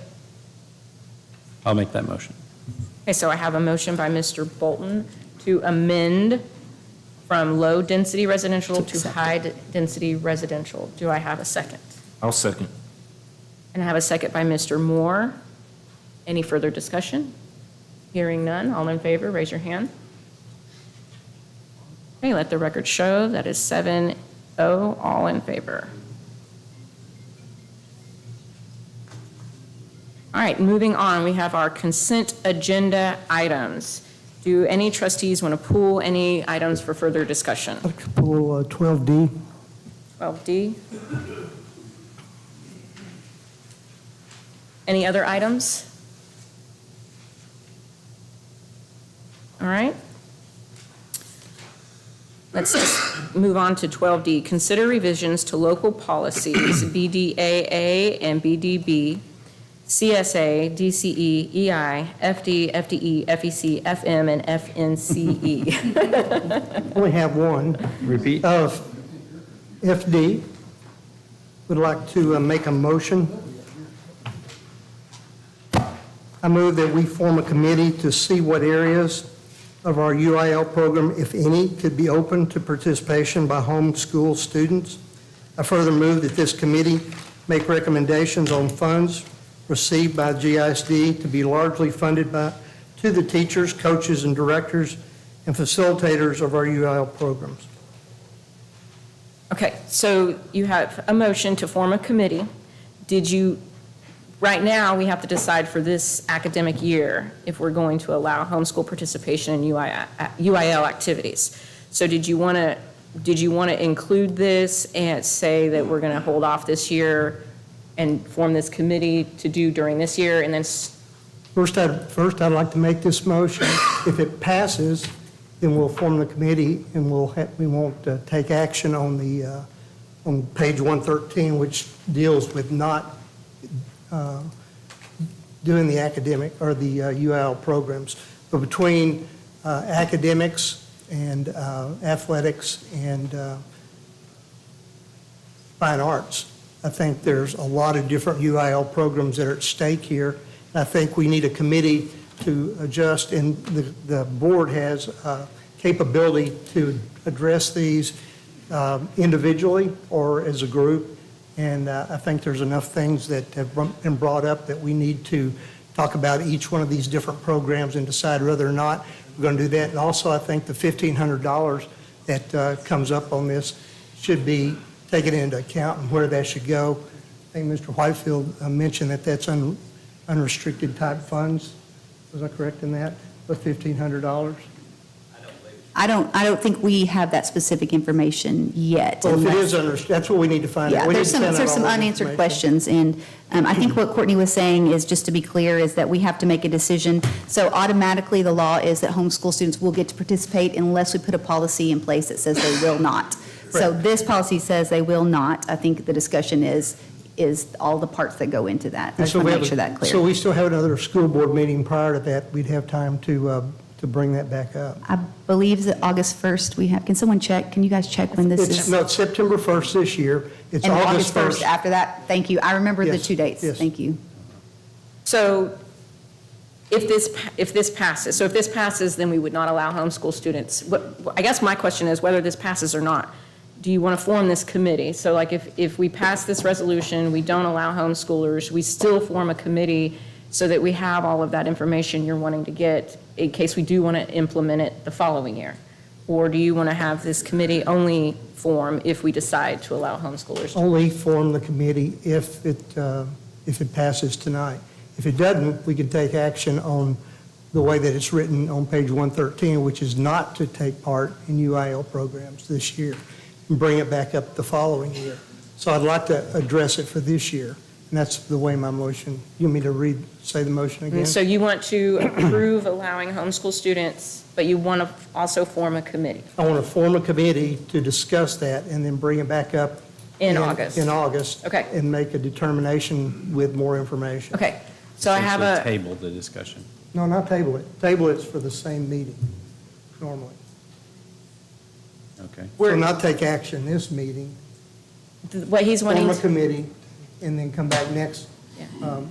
month with a recommendation. I just don't know if 1 month is enough time to do all that work that the committee would need to do. I don't know that the committee would do the work. We need to take the month to form the committee. I don't Yeah. want to misquote you. Yeah. Yeah. And then, because, so what I'm understanding, and if I'm wrong, tell me, but you want to get this committee together to reach out to all the different UIL teams that we have. Yes. Because maybe one team is okay with allowing some homeschoolers and some aren't, and so you're looking at possibly piecemealing it based on the feedback from the committee. Yeah, and so I've talked to Coach Moore. I've talked to several of different people in the district about this, and there is some interest. I wanted to talk to Ms. Leatherman. She was on vacation, but there were certain different aspects of UIL where there's different coaches involved, fine arts, band directors, choir directors, swimming coaches, all these different people. We can piecemeal that as a board. You can either take it as a whole, which is kind of the way it's being put up now, to not do that. But I think that also Coach Moore had talked to Weatherford. I believe they accept UIL homeschoolers, and I believe they had, in the whole Weatherford School District, there were only 9 athletes that are taking part in those UIL programs within athletics. But within all these different deals, fine arts and academics and athletics, there's so many different ones. I just hate to turn them all down if, in fact, we could do some good within the school. We want to have the best. Obviously, UIL is highly competitive, but we want to have the best teams that we can for our UIL to compete with other schools that we do. And the teachers, I guess the coaches themselves, make up and determine who their teams are. The school district would still be eligible to give $1,500 per student that come into the program, and then determine how that money is going to be used, whether it's within that program or if it goes into a general fund, or, we'd have to make that decision, which is why there's a lot to do, and I just don't think blowing it off for this year would be feasible. I think we ought to look at it and see what we can do, and if there's something we can, fine. If it gets voted down, that's fine too.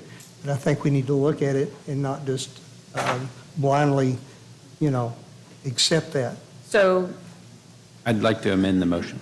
so before you do that, I just want to clarify the motion. We don't So have a the- second yet.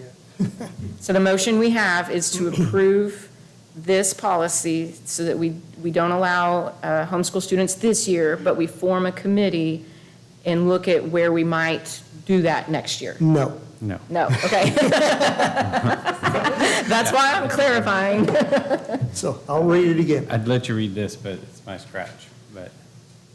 Because when you say this passes, the policy that is proposed right here is to not allow Yes, and I don't want to do that. I want to Okay. make a motion to form a committee to see if there's some UIL programs that could be opened up to homeschoolers this year, and then have that information by next meeting. by the next meeting, so we can make the September 1st deadline. Okay, so the current motion is to allow homeschool students to participate this year, but to form a committee to see what programs we might allow them to participate in, and just kind of go from there and make a decision at the next board meeting. Yes, discuss with the coaches, the teachers, the directors, to see if there are certain programs within athletics, say swimming says, yeah, we'd like to get these people, then we bring swimmers in.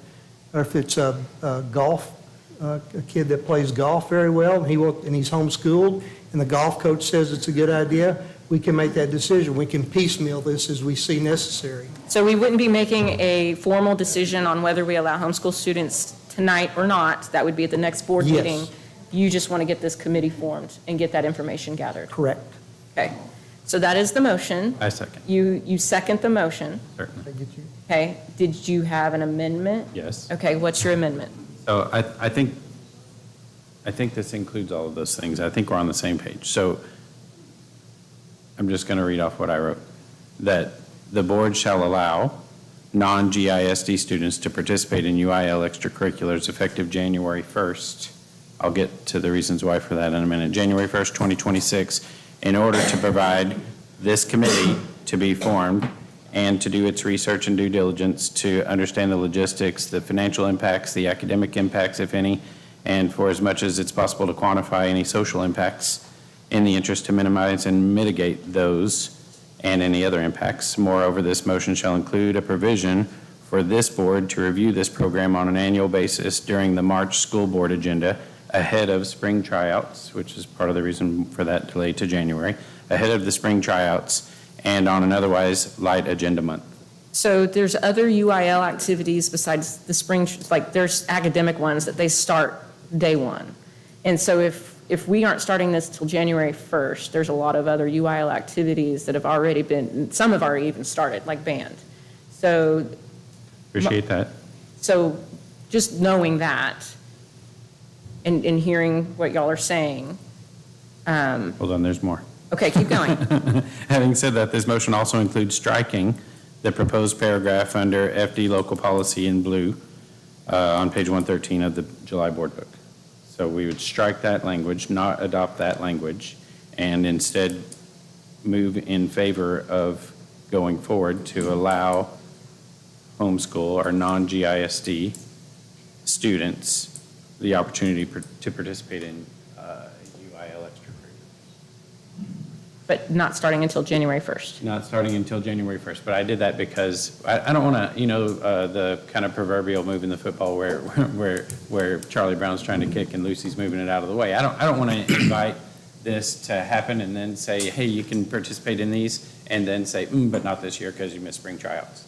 So the academic piece of that, maybe we can amend it further to allow for something like that. I'll let you go ahead. It looks like. Yeah, I just want to make sure that I think what we're saying is, what you're saying is that if we said we allow them today, which I don't think you're proposing that, then a lot of opportunity has been missed from spring tryouts and summer workouts. And so to say you're able to come into our school system at this point would almost be inviting some issues. If we said you're available to try out next spring for the following school year, I think that's what you were saying, is to get the process in the spring in place so that there's an equal opportunity for everything. And I'll have to confirm with the legal if we can piecemeal it. I think that's something that I don't know the answer to, and I'm happy to look into that. Well, I and make read through the bills, and it pretty much said that we could do. that we can add piecemeal it as parts necessary. of Yes. the, okay, all right, thank you for that. We should probably definitely get clarification from legal to make sure that that is the case. I'm sure it is, but just to double check. Sure. So the motion, we have a motion by Mr. Wimberly to not take any formal action tonight other than forming a committee to get more information on possibly piecemealing certain UIL activities for homeschoolers, and then making a decision at the next board meeting. And have an amendment that we now need to vote on by Mr. Bolton that says pretty much the same thing, but that would allow homeschool students to start January 1st, so that if we did move forward with this, they would have the opportunity to try out in the spring for the following school year. For Okay, certain I don't think we can make an amendment to the motion until we have a motion that's been. We have to approve the amendment, and then we vote on the whole thing. And so the amendment either passes or fails. If the amendment passes, then we vote on the whole motion with the amendment. If the amendment fails, then we vote on just the motion that Billy made. Correct. I have a clarification. If we wait, then the children that could be participating in UIL things that haven't started yet won't get to do that then again until next year. Is that correct? Correct. Do you want to amend the amendment? If I could figure out how to amend the amendment, yes. that. I would, I just think that it needs to be started now. Those that know that they've already missed that opportunity will have to wait because of teams have already started. Or maybe that they try out anyway and they may become part of the team because they're that good. I just don't want to complicate the conversation here, but No, I like the complication. So that's news to me. I didn't realize that that there were opportunities to start even immediately on some things. And so I'm not opposed to adding in an amendment to my amendment, if you will. Okay. To suggest, can I amend my own amendment? Well, first we have to vote on your amendment. No, we don't. We can keep stacking amendments keep up and work our way back down. Okay, so do you want to change your amendment? Yes. What do you want your amendment to say? In effect, the same thing. I mean, I haven't written it out, but in effect, the same thing. But where there are opportunities that we can start right away, I'd want to do that, where it's not Lucy moving the football. Okay. So, Okay. So not a hard January 1st. That's just for spring tryouts, but other academic. that's why I included that date, because Okay. I wanted to capture spring tryouts and Okay. not pull the football. All right, so the amendment we have on the table by Mr. Bolton. Do I have a second for that amendment? can you read the amendment again? Yeah, okay, sucker. The motion is that the board shall allow non-GISD students to participate in UIL extracurriculars. Here I say effective January 1st, 2026 for those activities that require spring tryouts, but otherwise immediately for those that would be more academic in nature and not require tryouts. I'm piecing that together on the fly. In order to provide a committee to be formed to research and do its diligence to understand the logistics and financial impacts, the academic impacts, if any, and for as much as possible to quantify any social impacts. All of it in the interest to minimize and mitigate those and any other impacts that we may find along the way. Moreover, this motion shall include a provision for this board to review this program on an annual basis during the March school board meeting agenda ahead of those spring tryouts and on an otherwise light agenda month. That said, this motion also includes striking the language in paragraph, the blue paragraph. Okay, so your amendment adds those things to the committee. Yes. And it also includes striking the language from the policy. Yes, well, we just wouldn't adopt it. We just wouldn't adopt it. That's right. So, okay, so does everybody understand the amendment that's on the table? Not to confuse anymore. May I ask a question? Okay. Well, first off, we need a second on that, and then we can have discussion. Correct, we need a second on the amendment. That's why I was like, does everyone understand the amendment that's on the table? No, I don't, but we need, Okay, so we're the going to amendment- discuss it The amendment on the after table. a second. Yeah, so the amendment is for, Billy did his committee, and then Mr. Bolton added on to the committee that we would go ahead and allow homeschool students to start now. So that's new. So right now, We would be voting to approve them to come tonight. so someone can tomorrow come in and say, I want to join marching band. Correct, because Okay. because his amendment strikes this language, so we would be, if we voted on the amendment, we would be allowing homeschoolers to participate as of after tonight's meeting. Okay, I understand. Okay. All right, so we need a second. Does anyone second Mr. Bolton's motion?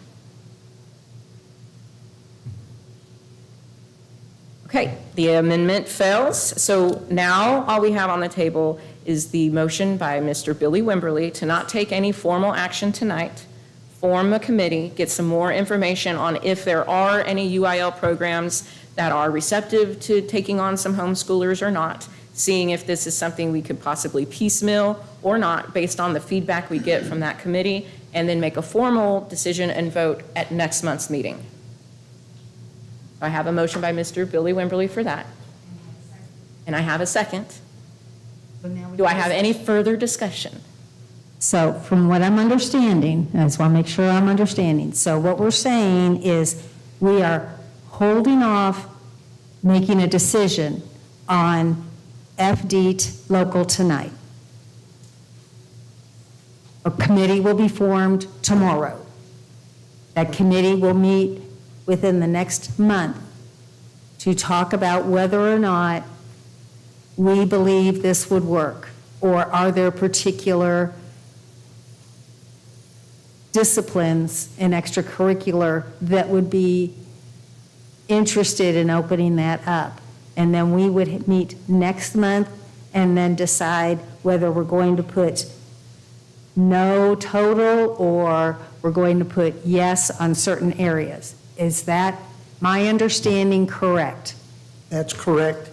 So a little more information. To participate, students are responsible by the law to pay the same fees as GISD participants. They also must register for activities, meet the age restrictions, pay required insurance, transportation costs, physical conditioning, qualifications, responsibilities, event schedules, standards of behavior, and performance. And that's exactly the same as a GISD student would have to do. So anything that a GISD child that participates is covered by the school, that would be covered by the school for the homeschooled child. But they have, the law says you have to meet those restrictions. And also, we talked about it already, but we have until September 1st to opt out of this legislation. And then we need to discuss with a lot of different folks, coaches, people like Mrs. Leatherman, to see if they want to be in this program or not, take that into account, make a decision. There's also $1,500 per child per event. Per event. So if someone came in and they wanted to do golf, football, and choir, that means we would get $4,500? That's correct. That's correct. You're sure about that? Yes. Yes. But Yes, the odds of that happening are pretty low. I know, just trying to make sure I Yeah, that's understand. correct. That was a quick question I had. That's so correct. That's good But to they know. might be in several academic programs if they're high achiever anyway, that could happen. I could see that more likely Okay. than. And I just want to make clear that the things you listed are not all the things that are required of Granbury ISD students. So there is attendance and grades that are required of Granbury ISD And students. there's grades required by the student homeschool too. They either have to take the Iowa test, the California test, and there's two other major national tests that they have to prove. Like a summative exam, but we were talking about the no pass, no play, where it's a regular 6 checking months. of grades. There's So I just want to make sure that we have that. Yes. There are some differences. There's an accountability measure built into the public school setting with UIL that they coincide with each other. So like Mrs. Leatherman, when she was speaking, spoke to the fact that she can check on her students' grades in whatever classes they're in to make sure that they're still eligible. And so it acts like an accountability measure for our own public school students, but that system, that process isn't in place for anyone who's in a homeschool setting, because the UIL coaches and teachers don't have access to grades like that. But the parents have to provide that, and they have to pay for the test, and they have to make average or above. So are they required to take the test multiple times a year? Just once a year. Yeah, so. Yeah, once per year. Because our kids in public school, they're checked consistently, like weekly, Every 6 daily. But by this law, it has to be done with one of those 4 tests. Okay. And they have to score average or above, and that has to be proved by the parents, and they have to pay for the test. In our FM legal, it says that this is all granted, and under prohibitions, it says that they're only subject to the eligibility requirements, the curriculum or assessment requirements, performance standards, practices, or creative education program provided to a non-enrolled student may not be required to be changed in order for the non-enrolled student to participate in UIL. We've got it already. Our legal says that we can do it. Why are we wanting to wait longer? We could say, yes, we want to do this, and then form the committee and then say, okay, these are the things we want to do. but there's no reason not to allow these children to play and perform in our UIL. They're our family, they're our friends, they're our community. And are we talking 100? Are we talking 50? Are we talking maybe 10 children?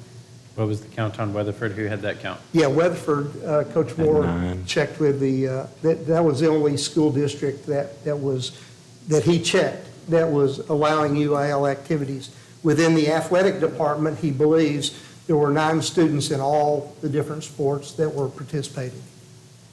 But we don't know anything about academic or fine arts? Okay. Hadn't gone that far. I mean, the other thing too, I know with this new law, if, so Weatherford's the only one in the area that I'm aware of that's doing this already, but it would open us up to accepting homeschool students from wherever, because if there's no school districts in their area that accept homeschool students, they can go to the next closest, But you have to accept them. So, Yes. so if there's a kid that came from, say, If they're not- Cleburne, and he came here and said, hey, you guys accept people in academics, you don't have to accept them. That's right. In our geography, we have to, but outside of our geography, it's an option for us. That's correct. I'm not sure about that. I'm pretty sure we have to. If their home district does not allow it, they are able to go to the next regionally closest Yeah. school district that That allows it. accepts them. Yes, so if we accept homeschool students, If we accept. if we accept homeschool students, they would come to us. If we accept any homeschool Yes. students, then we have to accept those. Correct. Yes, that's my understanding. One of the things that I just want to make clear is that this is so new that we are still learning, and we are learning about the process. We are learning about, I know we keep throwing around $1,500. We don't know how, and there may be some people that know, but we have not been presented by the commissioner any rules around this, about how that enrollment would work.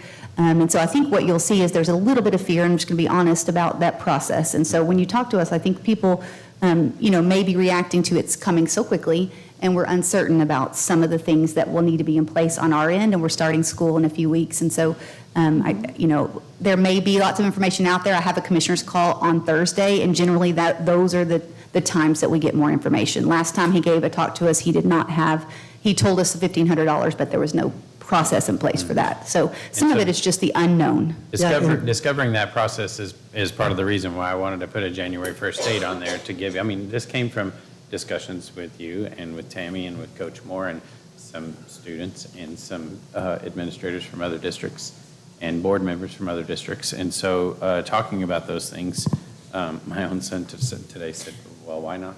That's my only apprehension around doing a committee and trying to have that information by next month. With school starting in a couple weeks, teachers are trying to get ready get their classrooms ready, get ready to receive students, all the back to school stuff that goes into what our educators do. It worries me that it's going to add more workload in a really critical time. And so I'm almost wondering if holding off a year, forming that committee and working that committee over the next year, especially as we learn more and get more information, and then that gives them a time to do thorough work, talk to everybody, get good data for us, so when we come back next year to vote on this, we'll have that presentation ready by the committee. So that's essentially the way I wrote it, and the reason why I wrote it that way is because I'm fine with waiting a year to do it, but we don't want to wait a year to do it and then be in the same place where we've missed their opportunity to do spring tryouts. So that's the reason why. I'd like to join in on this conversation. We talk about this as if this is the only opportunity the students in our community have to participate in any of these opportunities. It's not like if they don't participate in football that in Granbury ISD that they're not going to be able to play football anyplace else. I believe in school choice. And I believe that if a parent chooses to homeschool their children, they've made a choice. If they choose a private school, they've made a choice. If they choose a charter school or a public school, they've made a choice. And if they choose a public school, as a public school advocate, by golly, I'm going to support them in that public school choice.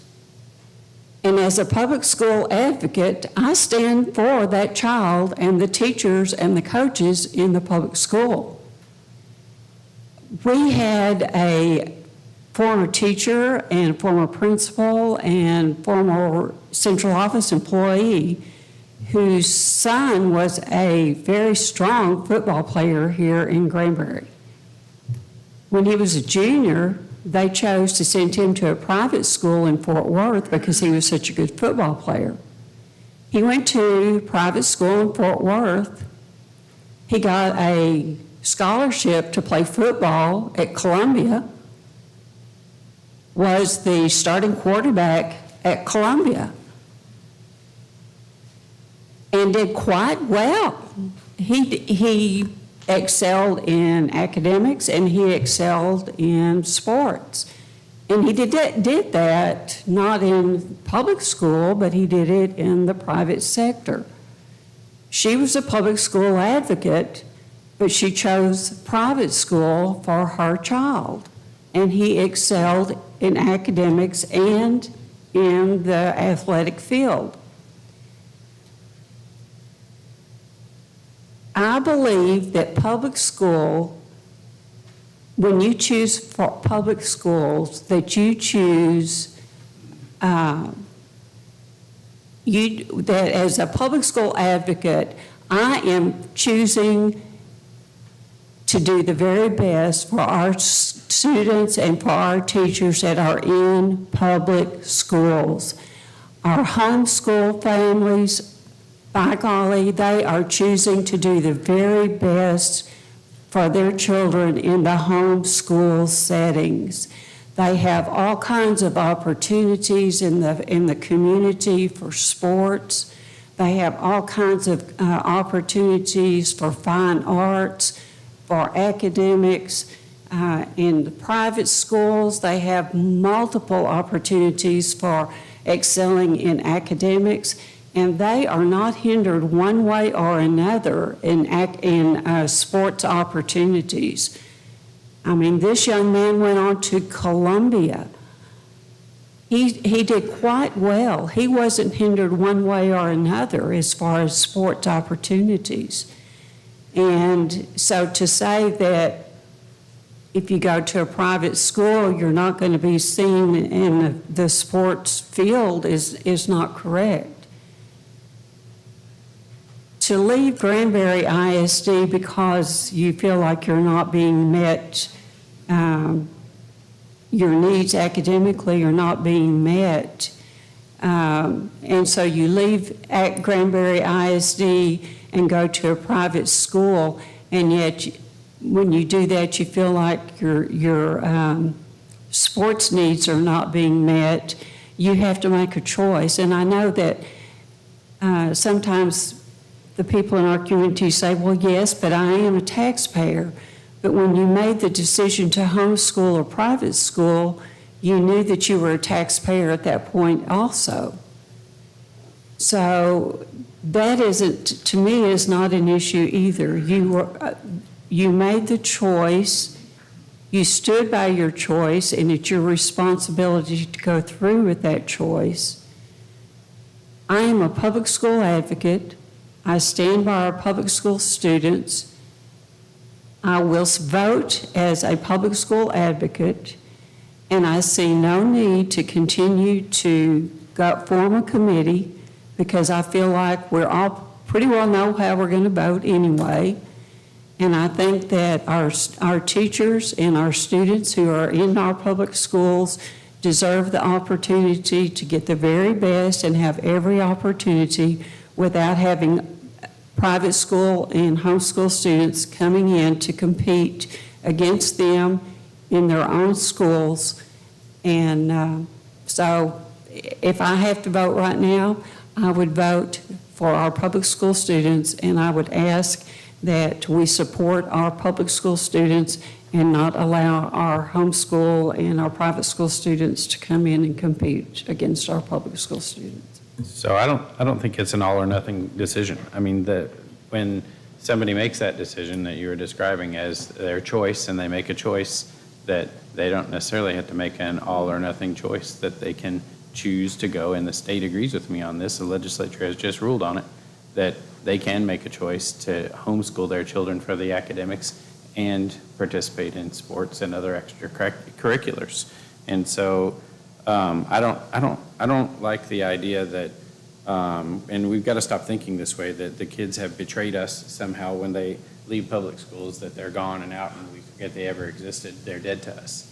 And so I think there's opportunity here for those kids, and we have it. And I think, especially if you're a public school advocate, that the possibility that we bring them in the door and they get a foot in the door and decide, I like this better after all. My son did that. I mean, two of my three sons did that they decided they didn't want to be in the private school I was sending them to and paying fat tuition for, that they wanted to come to this school instead. And so they came to GHS, both of them, and graduated from there. So that happens. They get the foot in the door and they decide this is where they want to be. And so I think this may be an opportunity for that.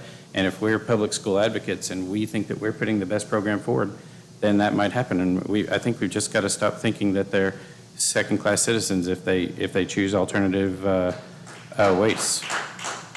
I don't think they're second-class citizens. I just think that there's different categories out there, and that whatever category we choose, we need to support that category. And the category of public schools, I support 100%. I'm here right now supporting public schools. Me too. And if I Including were, our extracurricular and program. I have grandchildren in private schools, and if they want to do private schools, I think that parents, that's their choice.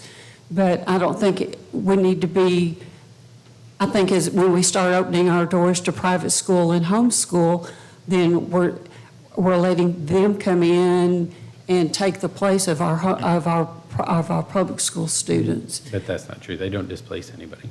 Well, they do if in competition. Not necessarily, they just are part of the team. But not necessarily. Well, Not necessarily.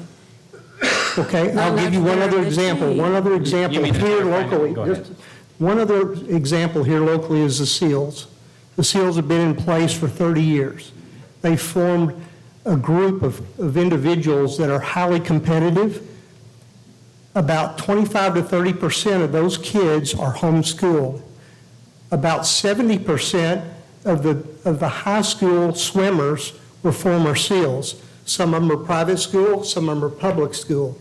There's one individual that's going to be a sophomore this year that I talked to a SEALs coach, and she said that there's one kid that is a sophomore that is highly competitive, probably at the NCAA level at least. And to exclude that, that's why I think we should form a committee. If we go to the swimming coach and he says, I'd love to have that kid on my team, it would improve our school's performance if he's really that good. And it would also open it up to somebody that could help GISD. And so I believe that that committee could go to these certain coaches or certain directors. If there's a pianist that's really good, or a violinist that's really good, that's not really offered that much. I know that you, Nancy, are in favor of an orchestra. There's no orchestra at Granbury High School. They have a concert band and they have a marching band. But if you got a pianist, somebody's really good on a violin, maybe somebody on a different cello that is good, you could have an orchestra here with homeschool kids if they're available. It also breeds camaraderie and acceptance of each other and others that are coming in. Mm-hmm. Well, I'll get to put in my 2 cents now.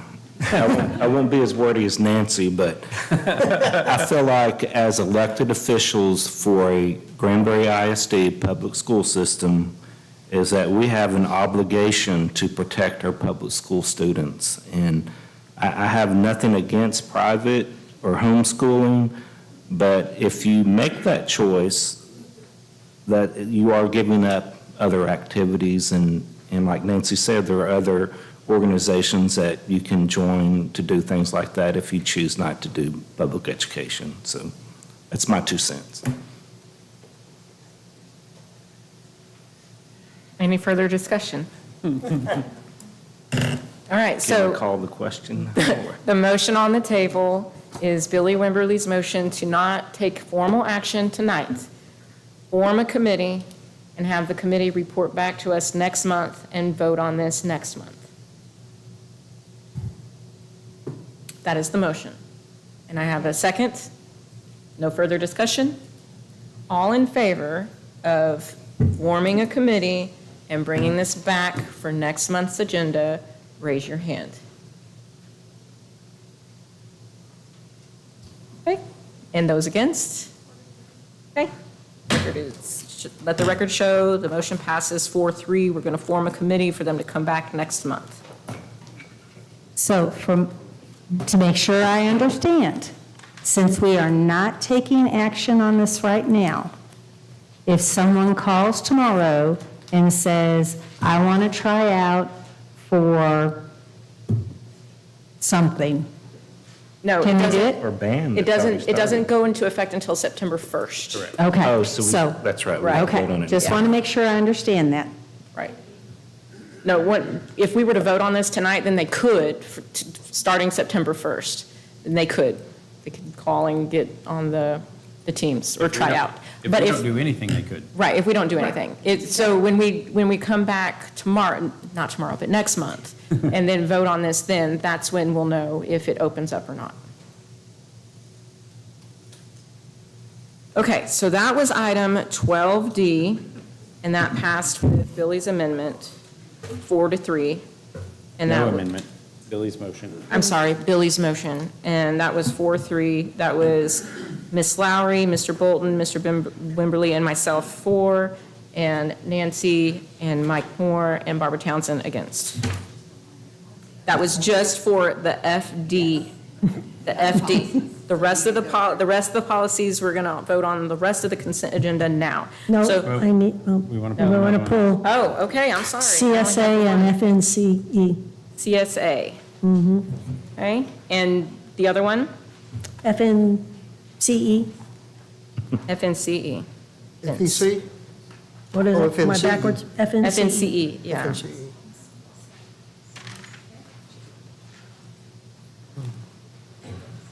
All right, so let's talk about CSA first.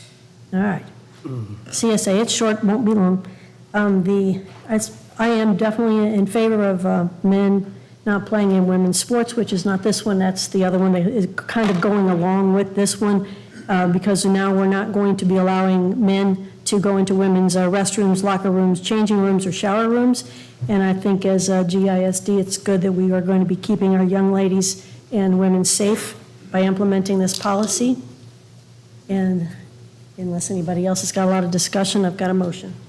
All right, so I have a motion to approve CSA policy Yes, by ma'am. Mrs. Lowry. Do I have a second? So moved? Who? Barbara. Ms. Townsend seconded. So that's a motion by Ms. Lowry, a second by Ms. Townsend. Do I have any discussion? Any further discussion?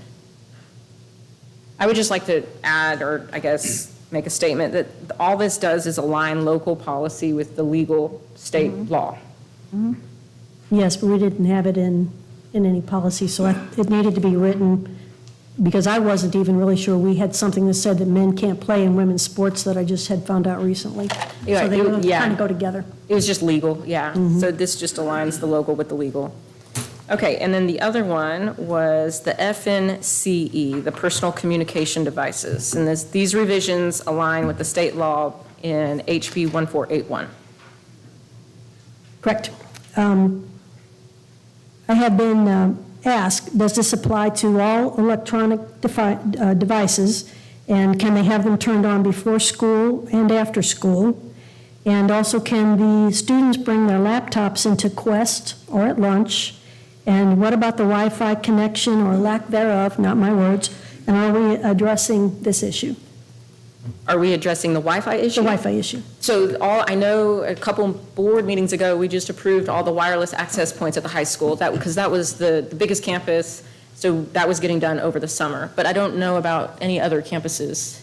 So we moved some of the 3950s out of the high school into the door-level customers that Okay, but they have to keep them in their backpacks, and then, but they can't have their laptops out at Quest or lunch. Or Can I just make a statement about this policy, because it's pretty hefty? Please. And so, just a reminder that this is a new state law that says that students may not use a personal device, a two-way communication device, that can look a lot of different ways, like a smartphone, smartwatch, anything Bluetooth. So students are not allowed by law to use those things on school property during the school day. And so what we're asking is, they've given us two ways to accomplish this. It's either to say, don't bring them to school, or to designate a storage area. We're recommending the policy after getting lots of great feedback about designating a storage area. And so really your decision tonight is that. Now, once we do that, there will be lots of other conversations that we have to make sure that people do have what they need to access the learning that we're providing. Also, what are the consequences? What are the hours we consider school hours, those kinds of things. So I think tonight you're deciding how to accomplish that law, whether we're going to say don't bring them, or whether we're going to say designate a storage area, and we're asking you to designate a storage area so that we can start making plans and communicating with our families that we would include those as a backpack or a purse, and then think about some of those times that they have to have those on or off at the school. Okay, thank you. That's key. I think that the locked area can be their own purse or backpack. Yeah. We don't have to designate an area. We don't have to buy zipper bags. Right, we can designate their backpack or purse as a storage area, and then we'll get more specific about that, making sure everybody understands what that looks like once you guys decide to approve that, if you do as is. But no additional appreciable expense to the district. It costs us nothing. There are grants that will come out if it doesn't work, and we do have to lock them up. There are some grants that are coming out from the state in August and September that we could do, so we would still provide a storage area. But based on the comments from our community, they really would like students to be able to keep the phones on the students in some way. So we're working with that feedback and recommending it to you. Powered off, but on their person. Yeah, we're going to say powered off. Yeah. And in the backpack or purse, because you are not allowed to have it. We will, the law talks about confiscation, and so we will be communicating all of those parts of the law. Remember, this is a new law, and we have to comply. And so your decision is how we comply. Thanks for going there. That was my next one. So there's the two options, and that's what we're voting on for the FNCE local. Oh, it's just the one. Then that is the one that they recommend, our administration is recommending, is that we designated storage area. So that's the way it's written, correct? Yeah, thank you. Yep. okay. Any further discussion about FNCE? Okay. So I'm not going to pull that out to vote on separately. That's what I was going to say. Do you want me to make a motion? We're going to do it. No, we can. No, not on that. I mean, that I can make a motion that we accept all further proposed changes to the policy. On 12D, yes. That were not discussed in detail, with the exception of FD. 12D, FD, so we discussed CSA, FD, FNCE, and FD is the one that we made all right, so I need a motion. That's what I'm suggesting. That for the revisions to local policies BDAA, BDB, CSA, DCE, EI, I can't read, I wrote, FDF, FEC, FM, and FNCE. So moved. To approve all the revisions to local policies except for FD, because we already voted on FD, so it's the remaining policies. Correct, so moved. So I have a motion by Mr. Bolton. Do I have a second? A second. And I have a second by Mrs. Lowry. Any further discussion? All in favor, raise your hand. Okay, let the record show that's 7-0, all in favor. Okay, so now moving on to the rest of the consent agenda items. Did anything else need to be pulled?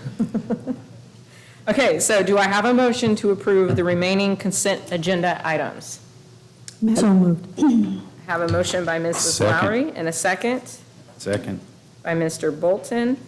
Any further discussion? Okay, all in favor, raise your hand. Okay, let the record show that's 7-0, all in favor. Okay, moving on to discussion action items. Item 13A, discuss for approval the 2025-2026 compensation plan. Mr. West Jones. Thank you, Madam President. Before you is a compensation plan for raises. $1,000 for teachers for 0 to 2 years of service, a $2,500 increase for teachers with 3 to 4 years of service added to their prior year's salary, a $5,000 increase for teachers with 5 or more years of service added to their prior year's salary, a 3% midpoint increase to all positions in the clerical and paraprofessional auxiliary pay scales, and a 1, 2, and 3 on the professional pay scale, a 2% increase on the midpoint to all positions on the A4 through A8 professional pay scale. The teacher pay raise has been limited to individuals that serve in a classroom for at least 4 hours a day. Any individual's salary adjustments made in the 25-26 may not receive the percentage salary increase. At this time, I answer any questions. If not, ask for your approval. Okay. Do I have a motion to approve the 2025-2026 compensation plan as presented? So moved. I have a motion by Mr. Bolton. Do I have a second? I'll second. And I have a second by Mr. Moore. Any further discussion? Hearing none, all in favor, raise your hand. Let the record show the motion passes 7-0, all in favor. Okay, next item up is discuss for approval the district's scorecard and objectives. Mrs. Dr. Morosky. Yeah, if you don't mind pulling this up on the screen for me, Ryan. This is just a reorganizing my 90-day presentation. We recommended that we reorganize and make this strategic plan a little easier to read, and to also have some conversations about accountability with the board. And so what you'll see in front of you is just a reorganize into keeping the 4 priority areas decided by the committee that created the strategic plan, and just redefining and making sure that we understand in each of those areas what we're really working on. So you'll see under priority 1 is student achievement. We're going to work on the system's academic achievement and growth, always number 1. Our CCMR, which is our college, career, and military readiness. Safety, well-being, and connection, and student involvement. So when we present on the strategic plan going forward in priority 1, those are the things that we'll be reporting on.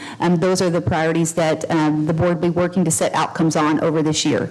Priority 2, human capitals. We'll be looking at our recruitment systems, our retention systems, and our training and development systems. Once again, we will provide information periodically on the updates on that. We've got Granbury culture in here, which is our student and family culture, our staff culture, and community relationships and transparency is really important in priority 3. And there's a slight tweak to the wording in priority 4. It just said facilities before, but based on the engagement sessions I had, I really wanted to add that financial stewardship. So priority 4, we've added not only just facilities, but also financial stewardship. And so under that, we're going to look at this long-range facility and asset plans, transparent and effective budget processes, and alternative revenue sources. So this is our focus, and as I said, I'll be working with the board. We'll be having roundtables and making sure that we have outcomes associated with these as we go forward throughout the next year.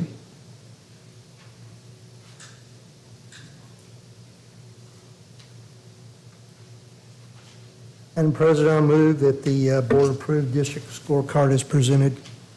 Thank you, and thank you, Dr. Morosky. I have a motion by Mr. Wimberly. Do I have a second? Enthusiastically. And I have a second by Mr. Bolton. Any further discussion? Hearing none, all in favor, raise your hand. Let the record show that motion passes 7-0, all in favor. All right, next item is child nutrition report, meal prices for the 2025-2026 and August meals approval requests presented by Mrs. Amy Whiteley. Good evening. All right. First, I'm going to do my annual report, and then I'm going to go over the 2 items that I would like to propose. So let's see, make sure yes. All right, so the child nutrition mission is to meet the most basic needs of our students by providing daily nutritious meals to comply with state and federal guidelines.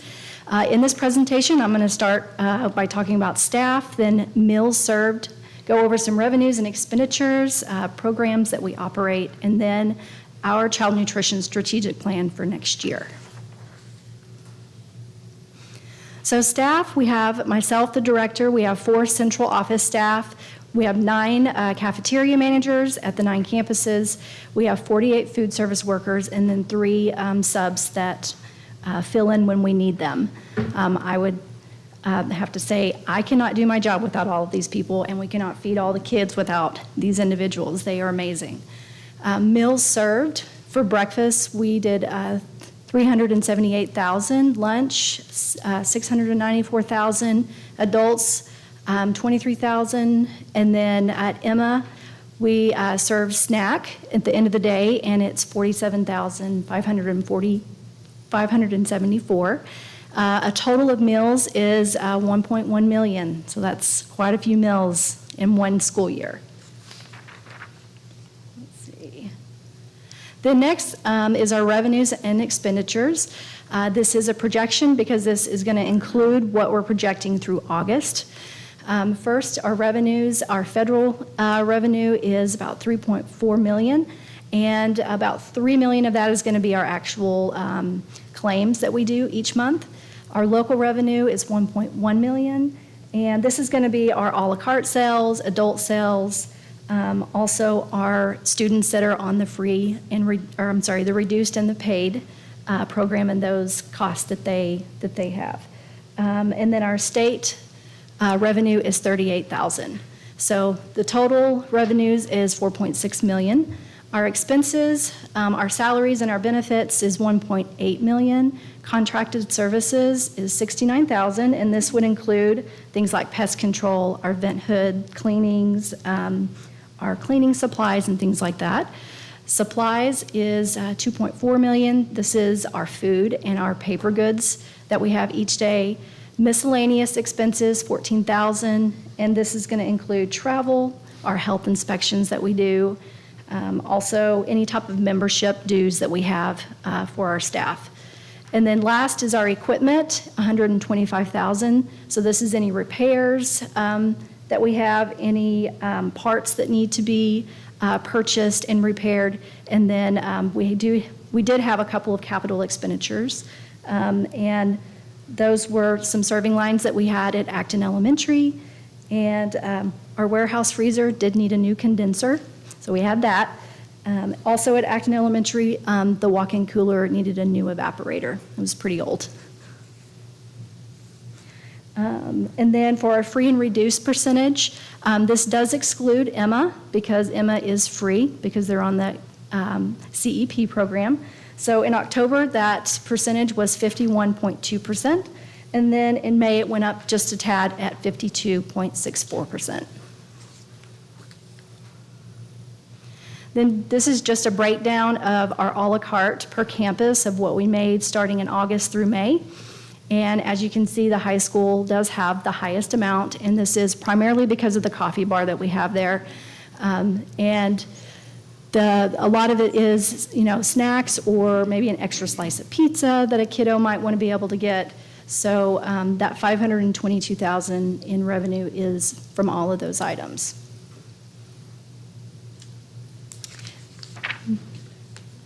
The next is programs and the audits. We did have several audits this year in our school breakfast program, also National School Lunch Program. Those audits are every 5 years, as well as the Seamless Summer Program. That's every 5 years as well. Then our Child and Adult Care Food Program, which is at Emma Robertson. That is the snack program, and it's every 3 years, and we passed every single one of them. I want to say what a great celebration that is. You're not celebrating, but that is a really big accomplishment, so thank you. It's a lot of blood, sweat, and tears. Then last is our strategic goal for this coming year. Of course, we encourage our households to fill out the free and reduced meal application as much as we can. Then something that's really amazing is Senate Bill 1 is allowing for free breakfast and lunch for students to have, for reduced price students to have free breakfast and lunch for the next 2 years. So this past year, it was just breakfast free for them. Now we're allowing lunch to be free for them as well, and it's wonderful that it's for 2 years. The next goal is our Farm to School program, continuing with this program, which we love. being able to provide Texas-grown products. And then fourth is purchase the highest quality of foods that we can for our students.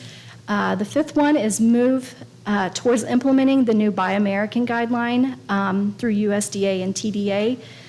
This is new. It started as of July 1st, and it's basically saying that with your breakfast and your lunch program, that only 10% of your total cost can go towards non-domestic products. This is really difficult when it comes to especially fruits. So we all know that like bananas aren't grown in the U.S. So we have to be very careful with our budget of how much of that we spend on non-domestic products. And then last is introduce new entrees to all the different grade levels. We did do some recipe testing over the summer, and we're excited to be able to present those this school year. Are there any questions about my presentation? No? Okay, great. All right, moving on. Actually, Amy, I do have one quick question. Go Yes, back to ma'am. the last one.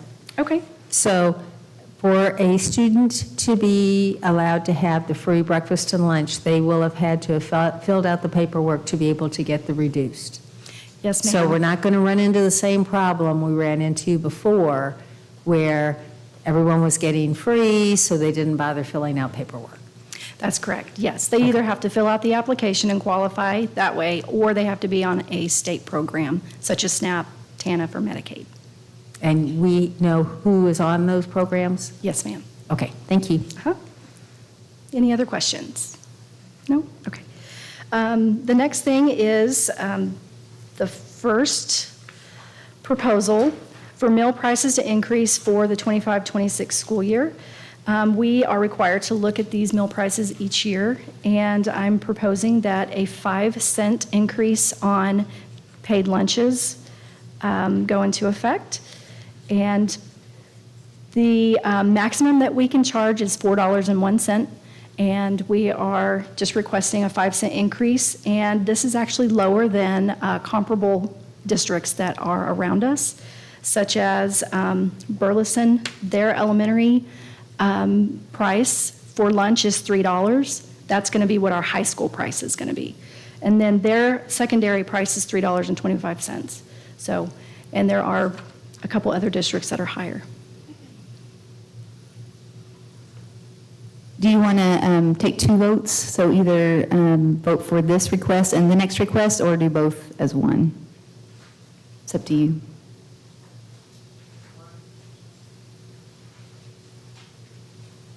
I'll take a motion as one. Okay. So do you want to go ahead and present the second half then, and then they can vote on both together? Okay. So the next one is student reduced price lunches for August. With that bill, where students are going to be able to have no-cost meals if they qualify for reduced price meals, it begins September 1st, according to the bill. So August, those students, we would like to request that the district pay that amount for just the August reduced priced kids. Looking at what we did for last year, it's going to be just under $1,600, give or take, depending on how many of those students eat with us that are on the reduced price program. So this would just make it seamless starting the school year and not having to explain, oh, you got to start in September. Do I have any more questions for Amy? Okay, do I have a motion to approve the meal prices for the 2025, 2026, and August meals approval request? Madam President, I move that we approve the recommended student lunch meal prices and the student reduced lunch prices and breakfast prices as recommended. I have a motion by Ms. Alana. Do I have a second? I'll second. I have a second by Mr. Bolton. Any further discussion? Hearing none, all in favor, raise your hand. All right, let the record show the motion passes 7-0. Thank y'all so much. Thank you. Okay. All right, moving on to our reports. We have an academic update on summer school. Good evening, everybody, as the real stars make their way to the dais. Is that right? Did I say that right? Okay, good. Wanted to introduce our summer school team, and first I wanted to just really quickly go over a little bit regarding the overarching purpose of summer school. So our goal is to provide students opportunities to recover credits. It's also to get ahead in coursework. We call that acceleration.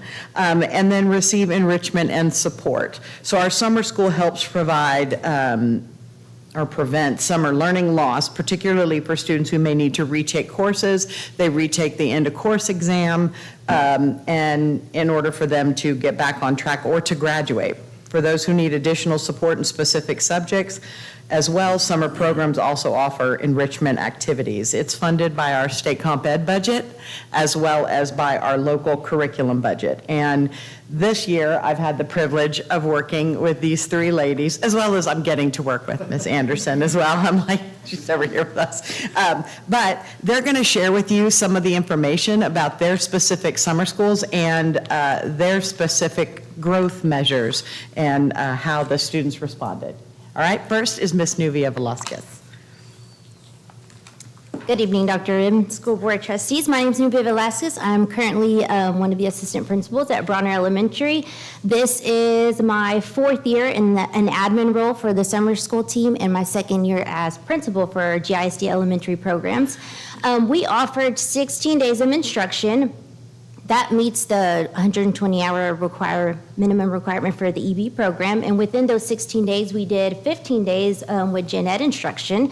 And the graphic here on the right, or yes, still to your right, all the DBs, shows the growth that we had. So as you can see, what we did is we took a pre-test and a post-test for math and reading, and that was based on historical data from the STAR TEKS that we needed to hit for the district. And as you can see, the graph just shows that, of course, the area of growth that we are still continuing to focus on for our district is math. And reading, especially 4th grade, showed amazing growth at almost 79% growth. So that was amazing within that short amount of time. And that goes to our amazing curriculum department who helped guide us. And even though they're not on here, I did want to mention the transportation department. Mr. Carruthers, Boholiak, and Ms. Leslie Gray, we could not have done summer school without them. I could not do their job and do not wish to do their job. But I just wanted to mention them because I know they're not on here, but they really, really did play a big role in getting our kids to school. As well as all of our parents. You know, it was a new school for a lot of the parents, and they were very welcoming and great to work with. We did serve, on average, about 230 students a day with 33 instructional staff members. Yes, and so we do offer 120 hours of instruction that is required for the EB language acquisition. And so what that does, it's for current pre-K and kinder students, and they focus on the academic English growth within that program. So what that looked like for us, and my people call her a firecracker. I think that's a nice word for your little wild child. She was part of that program and actually saw a lot of growth. So for her, we also did a pre and post assessment, and those students showed 34% growth. So that was anything from their colors in English, their ABCs in English, their numbers, patterns, rhyming. So we also serve those students as well. Can you give me an idea on, for example, you were talking about the 4th grade RLA growth of 79. What does that mean, 79%? So whenever they did the pre-assessment, we were about at 67%, and so 67%. A passing score. Okay. Yes, ma'am. And so then from there, when they took the next assessment, the post-assessment, to see where they have grown, they were at 79%. And so we took an average of all the students for what they made for the pre-test, and then all the post, and then we divided that, and it showed 79% growth. Understand. Thank you. Get to follow that up. That's greatness. All right, my name is Meredith Brummer, and I am the special education department head at Acton Middle School, and I am proud to be the middle school principal for summer school. So let me talk about middle school. Super excited to talk about the growth that we had during summer school. We had 15 days of instruction with 18 wonderful teachers and 4 paraprofessionals that served our special education population 504 EB, making sure that their plans carried over into the summer.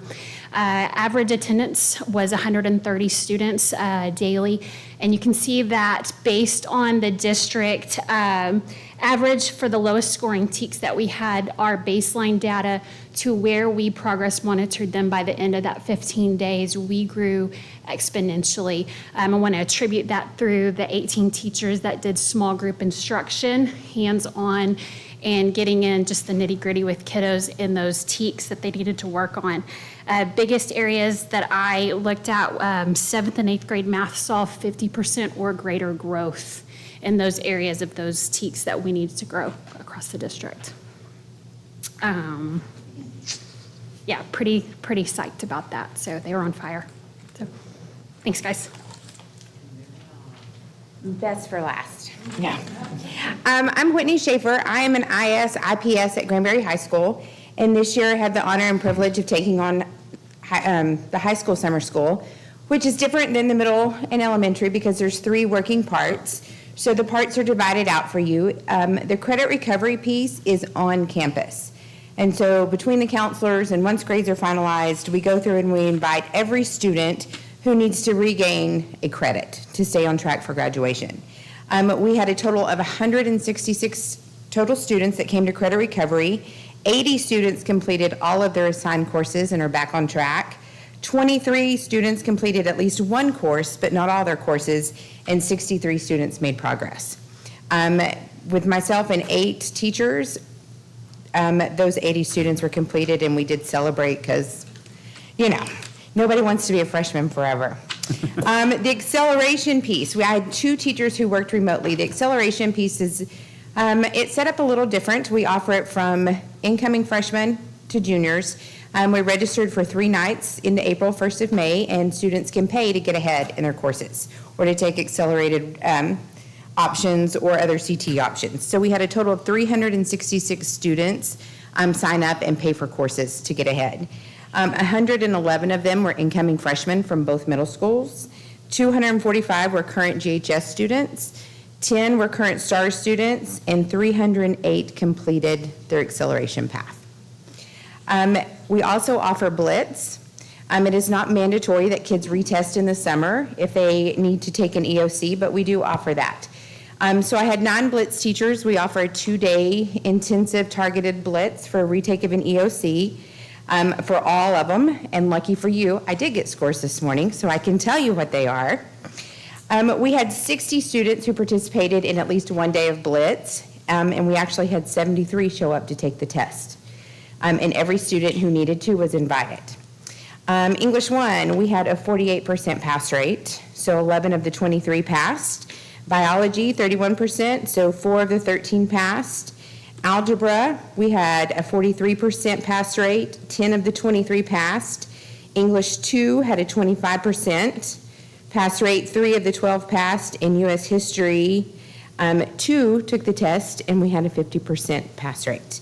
A lot of times in the summer, it's a lot of kids who struggle, and especially with whether it's EB 504 with SPED, so we try to make sure that they're a little targeted and that needs are met. So all in all, that's high school. Thank you. Extended school year, or ESY, because special education likes their acronyms. These are for students that are on IEPs that show regression in critical skill areas that they cannot recoup with data within 8 school weeks. So think about the kids over summer, they lose it and they can't get it back within 8 weeks. We had 5 teachers, 14 paras, and 28 students that worked on maintaining those critical skills. We will have some students come back in the last week of July that is to help bridge that gap going back to school. So we'll really see that progress for those kids coming back and having that transition period being less for them so that they're back into that school routine sooner. Thank you.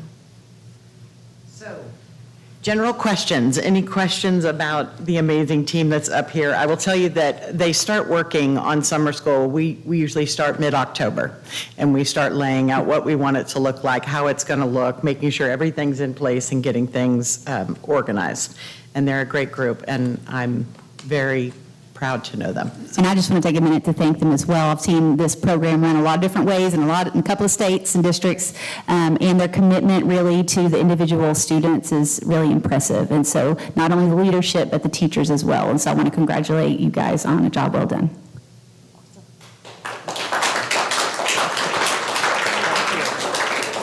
I know, yeah.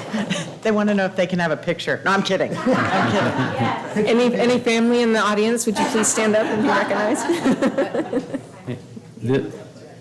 What'd you say? This works? Can we do summer school all year?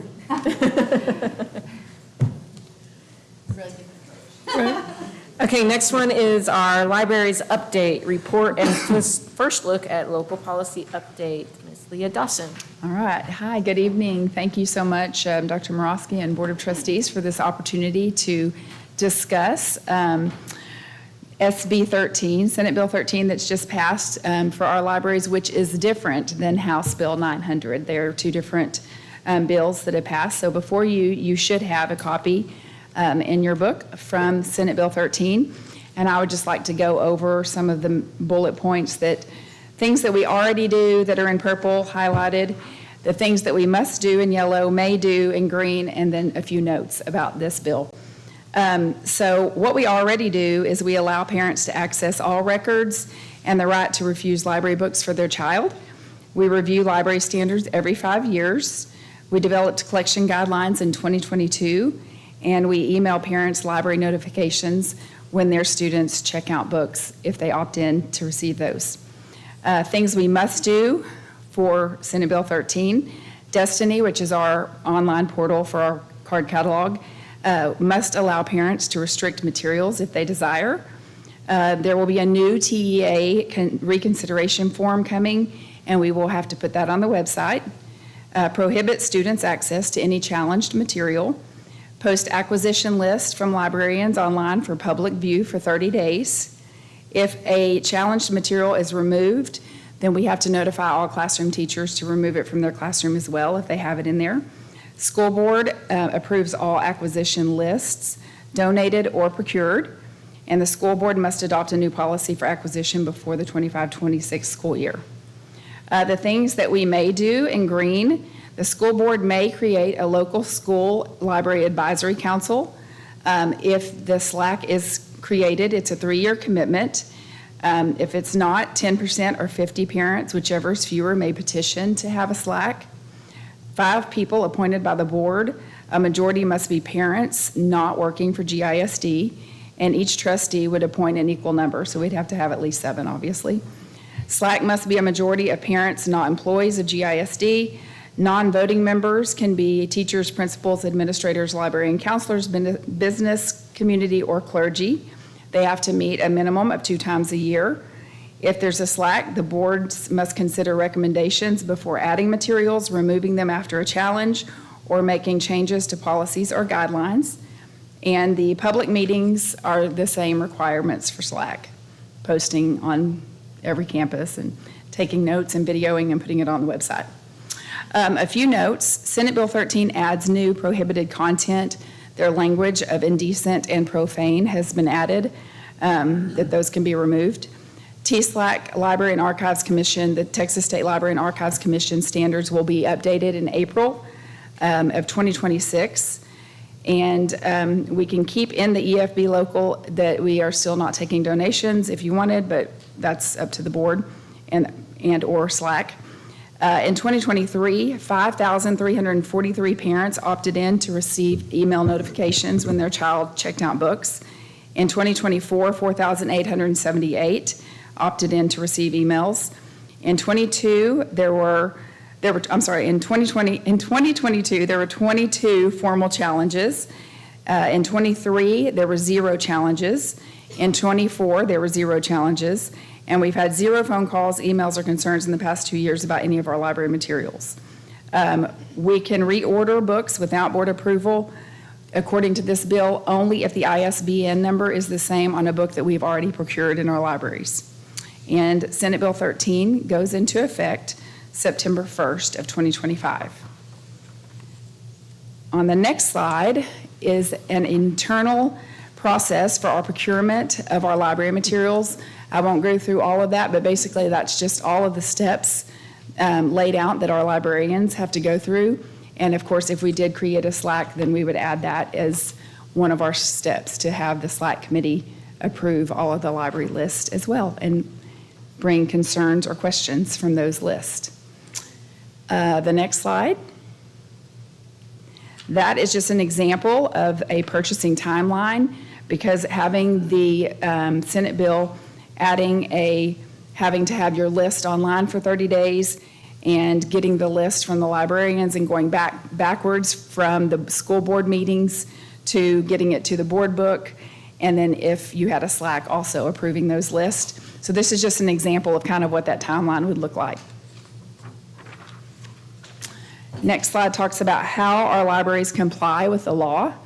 Parents will have the ability to go in and restrict specific library materials that do not align with their family values. Destiny, I've already been working with them to set up a new user type that will be turned on for the 25-26 school year.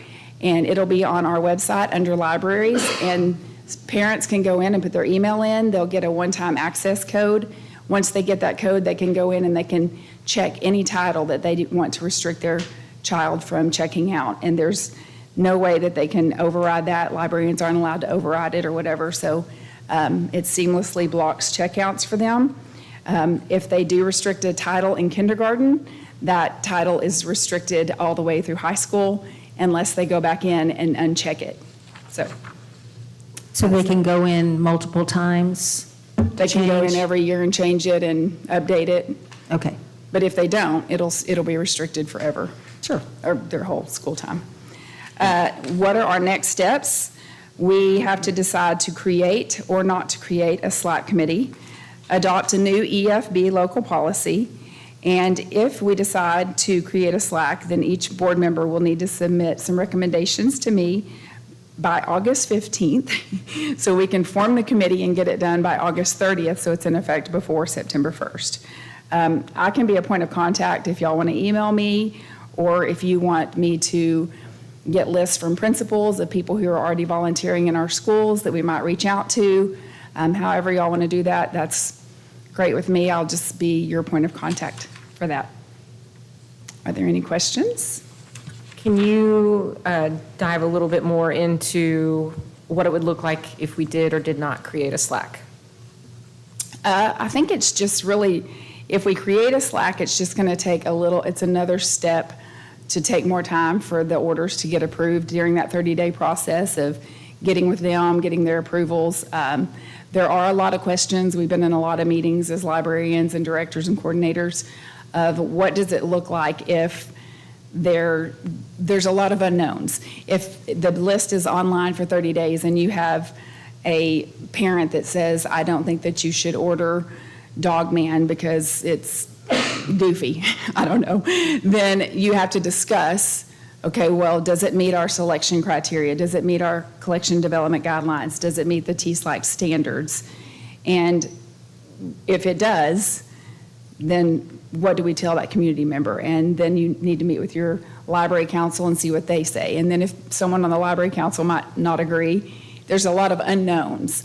But really, it's just an extra step of looking at the list. I feel differently about both ways. Not that you really want my opinion, but.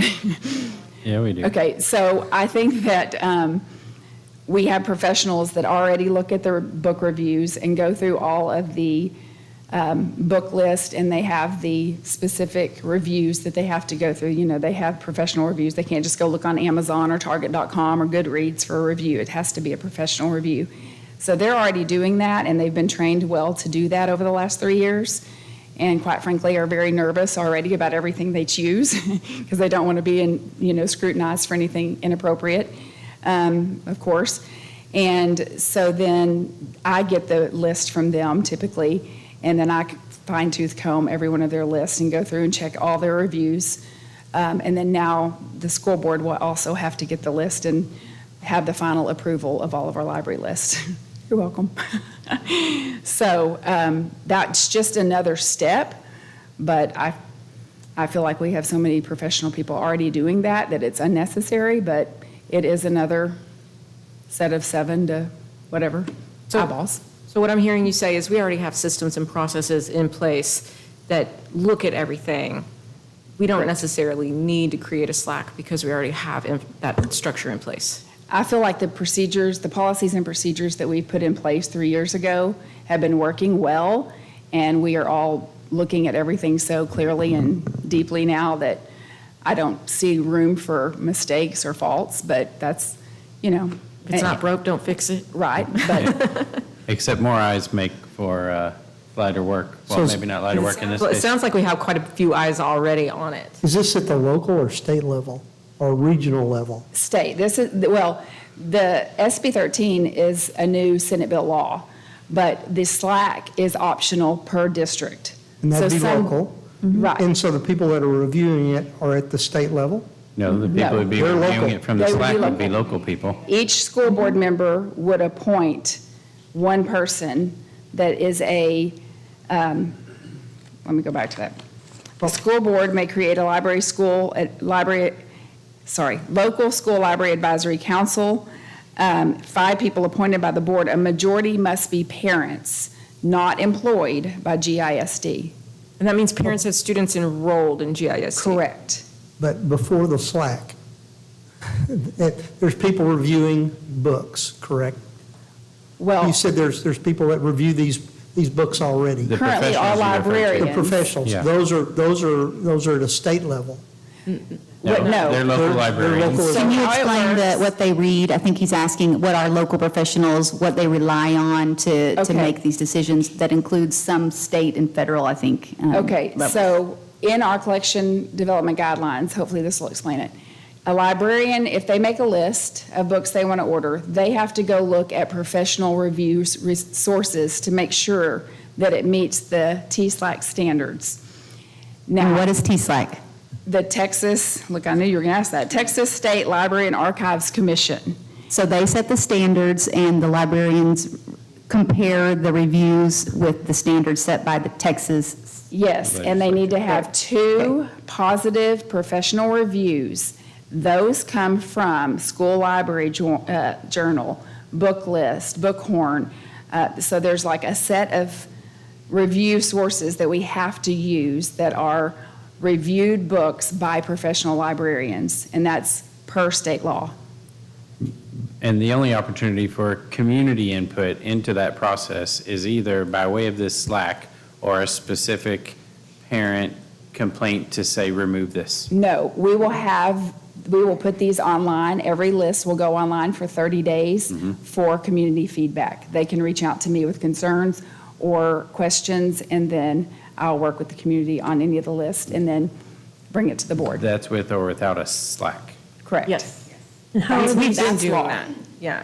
How are the parents of these students going to know that this stuff is going online and they should go look at it? We are going to put it all on the library website and push that out through individual campuses. But how does that get to the parents? Are you talking about the 30 days online? 30 days, yeah. How, the parents need to know when that's going up, and they need to know that it's there. Right. If you just say you put it on the library, on the website, they may not go there. We're going to communicate that through campuses. The campuses are going to communicate that to the parents, that's. Well, we can still discuss. We've got a district communications team that can put together a plan after decisions are made to make sure that parents are informed. Sure. On the EFB local, within our packet here, one of them says ALT, the other one says SLAC. What's the difference? Nothing was in red or blue to determine what was different. There's 2 policies that have been proposed by TASB. One policy proposed is with a Slack for your district, and one is proposed with no Slack, Okay? depending on what the board decides. And the must-do portion of your slide, that means that you have to have that done by September 1st? Yes, ma'am. Okay, and On the zero challenges, do you have any idea why there were not any more zero challenges than when we had challenges previously? No idea? No idea. We just have not had any complaints or They moved on. concerns. Yeah. On one section I know, because I checked with the old EFB policy, was protection from inappropriate material. That is definitely an update, and I hope that it's going to be strictly adhered to. The library materials shall not include harmful material, any library material that is pervasively vulgar or educationally unsuitable, any library material containing indecent or profane content, any library material that refers a person to a website, link, or QR code containing content legally prohibited under the law, or any other material legally prohibited from the collusion in a public school system library. Obscene material is not protected by the First Amendment of the United States Constitution. I hope that we're going to be protecting the minds of our students, because it's as equally as important as protecting their hearts. Protection of our students' minds and supporting student achievement through library collections is an important job. And I look forward to touring the libraries and seeing the material available that'll be there for our students. Perfect. Thank you. I just want to be clear that we're not voting on a policy tonight, but in order to bring a policy to you next month, we need to decide between the option of having a SLAC and not having a SLAC. So I know we didn't put it under the action items, we're learning as we go, but we do want to find out before we bring you something to vote on if you would like to have this library committee based on the presentation, or if you have any more questions to answer before we go that route. So you need a motion? We really do. You know, it's just an overlook on our part, but in order to bring that to you next month, we've got to have the decision on whether to have the SLAC or not, so. Okay. So with that being said, I will entertain a motion either to have a SLAC created or not have a SLAC created. Yeah, Yes, but I it's know. they need a motion on. Yeah, whether- that was our mistake, because we're not asking you to vote on the policy, but we need to know what policy to bring you, so we've got to decide whether we need that or not. We can do that. So does this? If not, we'll have to call a special meeting, which we can do in 2 weeks. We've still got to have this in place this one in place by when? This policy? September 1. Okay. Well, I like the idea of community input, so I'll make the motion that we add a SLAC. I'll second. So I have a motion by Mr. Bolton to add a SLAC and a second by Ms. Lowry. Any further discussion? All right, with no further discussion, all those in favor, raise your hand. All those against, raise your hand. Let the record show the motion fails 5-2. And that is that is Barbara. Did Billy vote? Oh, You okay. abstained. That's 4-2-1. 4-2. Did you want to vote? No. Are you abstaining? Do you want to state your reason? I just don't, I think it's too confusing right now with the information we have, whether or not maybe it's do it or not do it. If we're not ready, we can have a call special meeting. Well, we already have a meeting on the calendar 2 weeks from now, don't we? No, I We don't. don't have a workshop every other, Not starting until after school starts, I oh, I'm believe. sorry. We already voted, so. Yeah, we already voted. So the motion fails. 4 against, that is Barbara Townsend, Mike Moore, Nancy Alana, and myself. And 2 for, that is Ms. Lowry and Mr. Bolton, and 1 abstaining, Billy Wimberly. Under duress. Under confusion. All right, next up is our foreign trade zones discussion. Thank you so much, Ms. Leah Dawson. And that is being presented by Shay Hopkins. Hello, good evening. Really thankful to be here tonight with a room full of people that are so great at supporting our children. So I will give you all a really brief introduction of who I am and kind of what I've done so that y'all understand my past involvement with foreign trade zones. So as stated, my name is Shay Hopkins. I'm the Director of Economic Development for the City of Granbury. I have been there about 9 months. Prior to that, I was the AD for Economic Development for the City of San Antonio. While there, I was over all foreign direct investment, industry, and foreign trade zones. So that is kind of where my knowledge of this began. and I just kind of wanted to let y'all know what they are and why we potentially want to have one. Ryan, can you get this slideshow pulled up, please? I do. Okay, well, it's fine.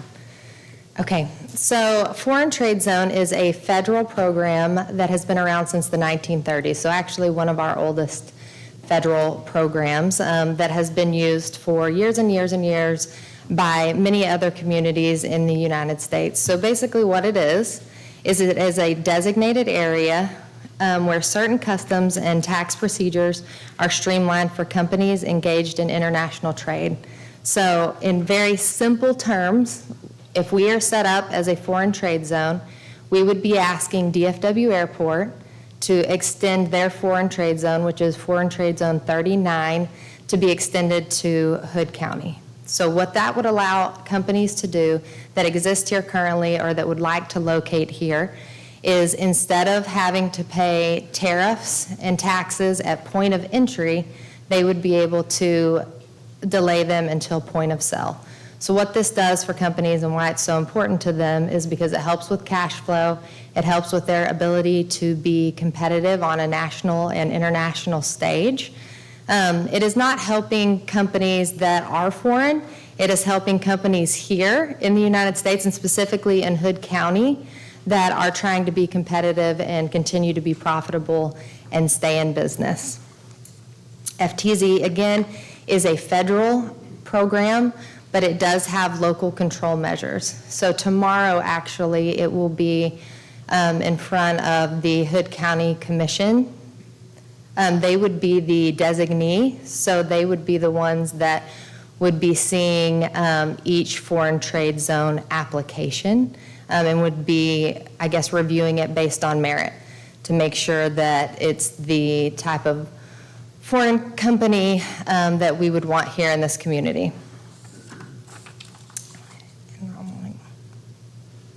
Sorry, I was not using my slides, so I'm off. Okay. So foreign trade zones benefits only apply to approved companies and locations. It does not apply to goods sold locally. So it's not getting rid of the tariffs, it's simply delaying when they are paid. It requires both federal and local approval. The economic upside. So why FTZ has become so important is it's become pretty critical in attracting high-value companies like manufacturers, assemblers, and distributors. These companies bring new jobs, capital investment, property and sales tax growth. Many would not choose Hood County without an FTZ. This has become increasingly prominent, I would say, in the last year.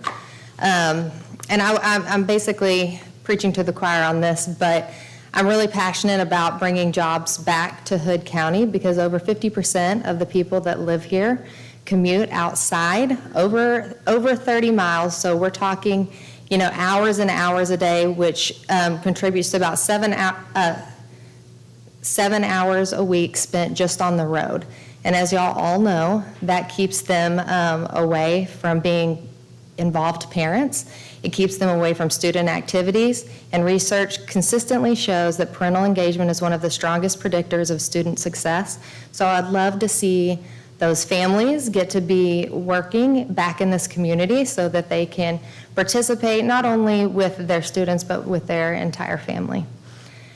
Another thing that I will share with y'all is I made a quick chart of all of the projects that I was unable to apply for just in the last 6 months because we do not have this designation. So there have been 5 technology companies in the advanced technology and manufacturing sector, pharmaceutical and preparation sector that would account for 4,600 jobs and capital investment of $1.03 billion that we can't even apply for because we don't have this designation. This designation does not mean that all of those companies would qualify. They would still have to apply. They would still have to go through a rigorous selection process, but at least we're in the game now. We get to see if those companies are a good fit for this community.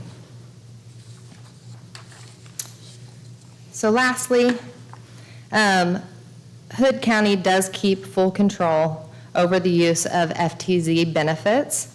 Commissioners can set job, wage requirements, infrastructure support, environmental and aesthetic standards within their FTZ program. They can also require community impact analysis paid for by the company so that we fully understand any implications that could be seen by the community, the school district, the county, the city, any tax implications that we could see. And then if there are any negative perceived outcomes, there are ways that we can also address those. One of the most prominent would be a pilot agreement, which is payment in lieu of taxes, that we could put together and ask companies if there are any adverse things, that we can ask them specifically for flat rate payments, we can ask them for training programs, pretty much anything that would be beneficial to the school district. We can ask these companies for if a foreign trade zone is important enough to them. And another thing that I will add is this is just a tool in a toolbox of many economic development tools. We may never use it. We may use it once a year. I would just like to see us at least have it available if we do need it. And I know that's a lot on a very complex topic, so any questions, I welcome. So thank you for your presentation. Who would approve this foreign trade zone? Is it the commissioners? So, The county or city? so we're still at the process where we are applying for a foreign trade zone. So they're actually pretty difficult We, to the city? get. Hood County, so it would be the entire county would be basically a sub-zone of the foreign trade zone in Dallas. The requirements are that you have to be within a 60-mile radius to apply as a sub-zone. If it passes, we would be applying with several other communities because we were advised that a joint application is a lot stronger. So Parker has already signed their letter of support. Palo Pinto has already signed their letter of support. So we would be the third piece to that. And so once we get those applications together, if we're a part of that package, it goes to the DFW Foreign Trade Zone, and they determine whether or not we would have that designation. At that point, then existing companies here would be able to apply, as well as it would be a marketing tool for me to say, we're a part of this foreign trade zone. If you locate here, this is something that you're able to at least apply for. But who signs the agreement to allow you to go and ask to be part of the DFW section? Hood County, the commissioners. The commissioner. And I think, is there something that you're asking from this board or just informational? It's informational. I would love a letter of support, but I know that that's a big ask with a lot of information that, there's probably more questions on. But actually, the only letter of support I have to have is the counties, but I did want to bring y'all in because it does affect the school district. So to help you sell it, go back to the bit about pilot. Sure. So let's say that a company comes in and they want to do an FTZ and they come back with an economic development report that does show that it impacts school taxes by $10,000 a year. What we could then do is say, okay, in order to get your foreign trade zone approved, you're going to need to enter into a pilot agreement that states that you have to give the school district, GISD, that $10,000 a year to make them whole. And y'all can call it anything you want. You can call it a facilities fund, you can call it an education fund, but it will not be treated like tax dollars, so it cannot be swept. It's not eligible for recapture. Correct. It's not part of Robin Hood, and Correct. pilot is not like a trial. Pilot stands for? Payment in lieu of taxes.